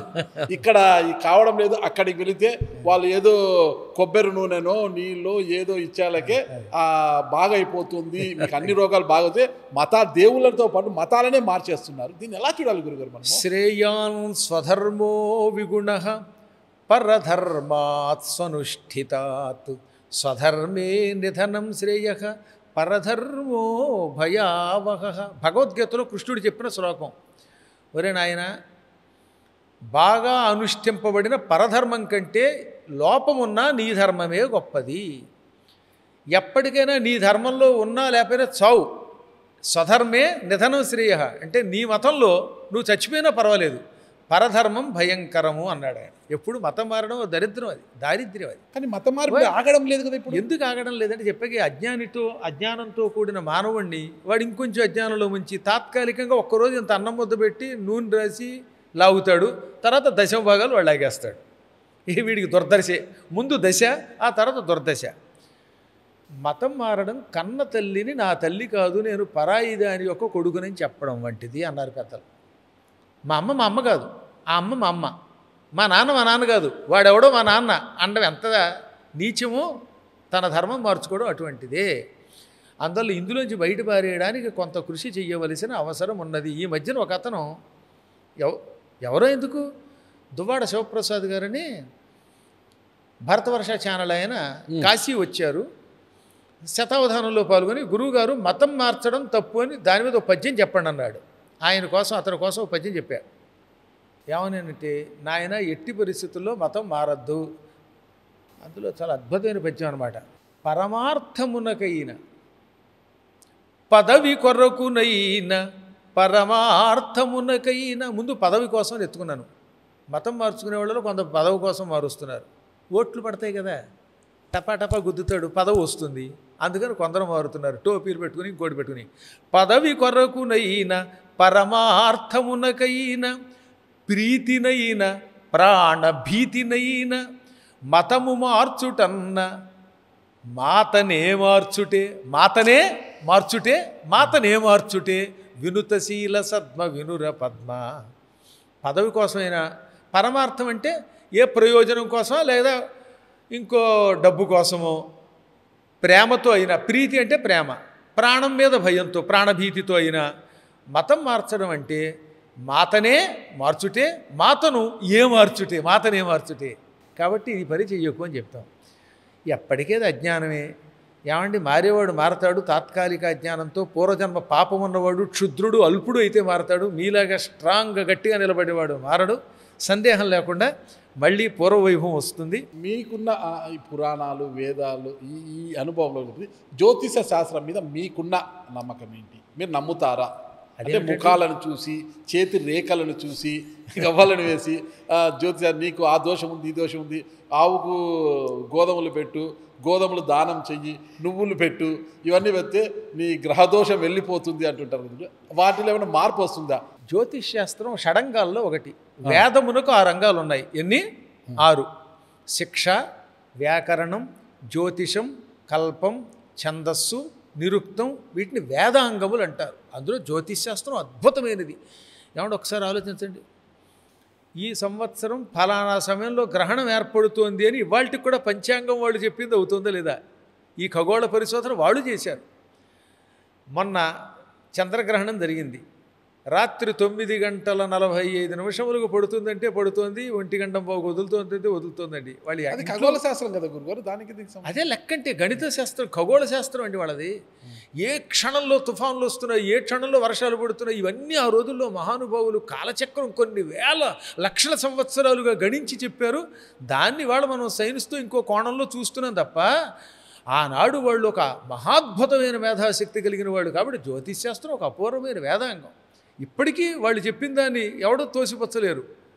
ఇంత ఈ జన అజ్ఞాన సమితులు వాళ్ళు కూడా చివరికి వాళ్ళు చెప్పిన గ్రహణ సమయాన్ని నమ్మాలి. గవర్నమెంట్ చెప్పిన దానికంటే వాళ్ళు కరెక్ట్గా చెబుతున్నారు. కాకపోతే దొంగలు ఎప్పుడూ ఉంటారు. ఏమిటో విచిత్రమైన జ్యోతిష్కులు తయారు. వీళ్ళకి ఎవరికి శాస్త్రం రాదు. శాస్త్రం రానటువంటి వాళ్ళ వల్ల శాస్త్రం వచ్చిన వాళ్ళు దెబ్బతింటున్నారు. అద్భుతమైన జ్యోతిష్ శాస్త్రాన్ని పాడు చేస్తున్న వాళ్ళు ఎవరంటే కొంతమంది పబ్బం గడుపుకునేవాళ్ళు. వాళ్ళకి ఏం చేత కాదు, వాళ్ళ వల్ల దెబ్బతింటుంది. వాడెవడో చెప్పాడు ఈ మధ్యన, కళ్ళు మూసుకోండి, మిరపకాయలు నిమ్మకాయ పెట్టుకోండి, ఓ 10 నిమిషాలు అయ్యాక తీయండి, కళ్ళు తెరవండి. కళ్ళు తెరిస్తే కళ్ళల్లోకి నిమ్మకాయలు వెళ్ళింది, ఈ మిరపకాయలు వెళ్ళి కళ్ళు బాగోటండి. అది పుచ్చుకొని నెత్తి మీద కుంపటి పెట్టుకోండి, కుంపటి మీద ధూపం వెలిగించండి, అమ్మవారి చుట్టూ తిరగండి అంటే ఈ కుంపట్లో నిప్పులు పడి జుట్టు కాలిపోయి చచ్చాడు ఒకడు. ఇలాంటి దుర్మార్గులు పాపాత్ములు. ఆ వెంట్రుక పెట్టుకోండి, ఈ దీపం వెలిగించండి, ఇటువంటివేమి శాస్త్రాల్లో ఇలాంటి అంటే కొంతమందిని బాబాలు వస్తున్నారు, కొంతమంది స్వామీజులుగా వస్తున్నారు కదా, మేము దేవతలతో మాట్లాడతాం, దేవతలు మాకు కనిపిస్తుంటారు, ప్రజలను మోసం చేసేవారు కూడా ఎక్కువైపోయారు కదా. నిజంగా దేవతలు కనిపిస్తారా గురుగారు? ఏమంటే దేవతలు కనబడితే మాత్రం, దేవతలు కనబడ్డారని డబ్బులు మిమ్మల్ని దగ్గర వసూలు చేయడం ఎంత తప్ప. అసలు మీ అనుభూతి వల్ల మీకు కనబడితే మీరు నిజం చెప్పిగా బయటకు వచ్చి చెబుతారా? అరుదుగా ఎక్కడో కనబడతారు ఒక్కొక్కసారి. దివ్యశక్తి లేకపోవడం కాదు, ఉంది, కానీ ఆ శక్తిని ఉపయోగించి మోసం చేసే దుర్మార్గులు ఈ కలియుగంలో పెరుగుతారు. నిజంగా మహానుభావులు అయితే మీ దగ్గరికి వచ్చేసి ఏమండో నా దగ్గరికి రండి నేను మిమ్మల్ని రక్షిస్తానని అండం. ఎలా రక్షించగలుగుతాడు? మీకు ఒక కర్మ ఉన్నది, మీకు కష్టం ఉంది, ఆ కష్టం మీరు అనుభవిస్తూ కొంచెం కొంచెం ఈ మంత్రానుష్ఠానంతో మీరు తగ్గించుకోవాలి తప్ప ఒకేసారి మీ కష్టం ఎవడో తొలగించలేడు. ఒకేసారి ఆకాశం నుంచి ధనం ఊడిపడదు. కాబట్టి జ్యోతిశాస్త్రం పేరుతోటో లేకపోతే పిచ్చి పిచ్చి పూజల పేరుతోటో మోసం చేసేటటువంటి వాళ్ళు కలియుగంలో ఎక్కువైపోతారు. వీళ్ళు కలిపురుషుల యొక్క లక్షణాలతో పుట్టినవాళ్ళు. అవి నమ్మకండి. మీ కష్టాన్ని నమ్ముకోండి, భగవంతుడిని గట్టిగా పట్టుకోండి, మీరు చేయవలసిన పని చేయండి. మీకు రొంప వస్తే మీరు మందు వాడాలి, కానీ నేను హామ్ పట్టంటే మీ రోగం ఎలా తగ్గుతుంది? అది తగ్గుతుందంటే వీడు దొంగ. డబ్బుల కోసం నాటకం ఆడుతున్నటువంటి వాళ్ళు వాళ్ళ బుట్టలో పడద్దని చాలాసార్లు నేను కొండ బద్దలు కొట్టినట్టు చెప్పాను. ఒక మహిళను మనం తీసుకుంటాం, సంసార జీవితంలోకి వచ్చేంత వరకు ఆమె కట్టు బొట్టు అంతా మనం చూస్తాం. చక్కటి పూలు పెట్టుకుంటుంది, బొట్టు నుదుటను పెట్టుకుంటుంది, అంత చక్కగా ఉంటుంది ఆ మహిళ. పెళ్ళైన తర్వాత తన టైం బాగలేకనో ఏదో పరిస్థితుల్లో భర్త దూరం అవుతాడు, ఆమె వితంతు అవుతుంది. అంటే పెళ్ళయ్యే వరకు అన్ని పూజా కార్యక్రమాల్లో పాల్గొనే ఆ మహిళ, అర్హత ఉన్న ఆ మహిళ మధ్యలో వచ్చిన భర్తను కోల్పోయిన తర్వాత ఆ పూజల్లో పాల్గొనకూడదు, వ్రతాలు చేయకూడదు, నోములు చేయకూడదు అంటారు. ఎవరింటికైనా వెళ్ళాలన్నా కూడా ఇబ్బందికరము. వాళ్ళ ఇంటికి వస్తేనే చాలా ఇబ్బందిగా ఫీల్ అవుతారు. బయట ఒక గొప్ప విషయం చెబుతాను. ఈ దౌర్భాగ్య స్థితి కేవలం ఒక 500-400 ఏళ్ల క్రితం వచ్చింది. అంత పూర్వం పురాణాల్లో లేదండో. కాశీఖండంలో ఏమన్నారో తెలుసా? న గంగయా తయా భేద యా నారీ గతభర్తృక ఉమా శివసమాసాక్షాత్ తస్మాత్ తాం పూజయేద్ బుధై. గతభర్తృక అంటే భర్త పోయిన ఆవిడ గంగతో సమానురాలు. ఆవిడికి గంగకి తేడా లేదట. ఉమా అంటే పార్వతీదేవి, సాక్షాత్తు మంగళస్వరూపిణి. కాబట్టి ఆవిడని పూజించు అని కాశీఖండంలో ఉంది. పూర్వం భర్త పోతే కేవలం భర్త కట్టిన మంగళసూత్రం మాత్రమే తీసేవారు. అవును, మొదట్లో పసుపు భర్తతో రాలేదు, కుంకుమ భర్తతో రాలేదు, గాజులు ఆయన వేయలే, కేవలం మంగళసూత్రం కట్టాడు, ఆయన మంగళసూత్రమే తీయాలి. అలాగే ఉండేవారు. ఇక్కడ ఒక చిన్న విషయం చెప్పాలి. ఈ ముస్లిముల దండయాత్ర సమయంలో భర్త పోయిన స్త్రీలను వాళ్ళు ఎత్తుకుపోయేవారు, పెళ్లి కాని పిల్లల్ని ఎత్తుకుపోయేవారు.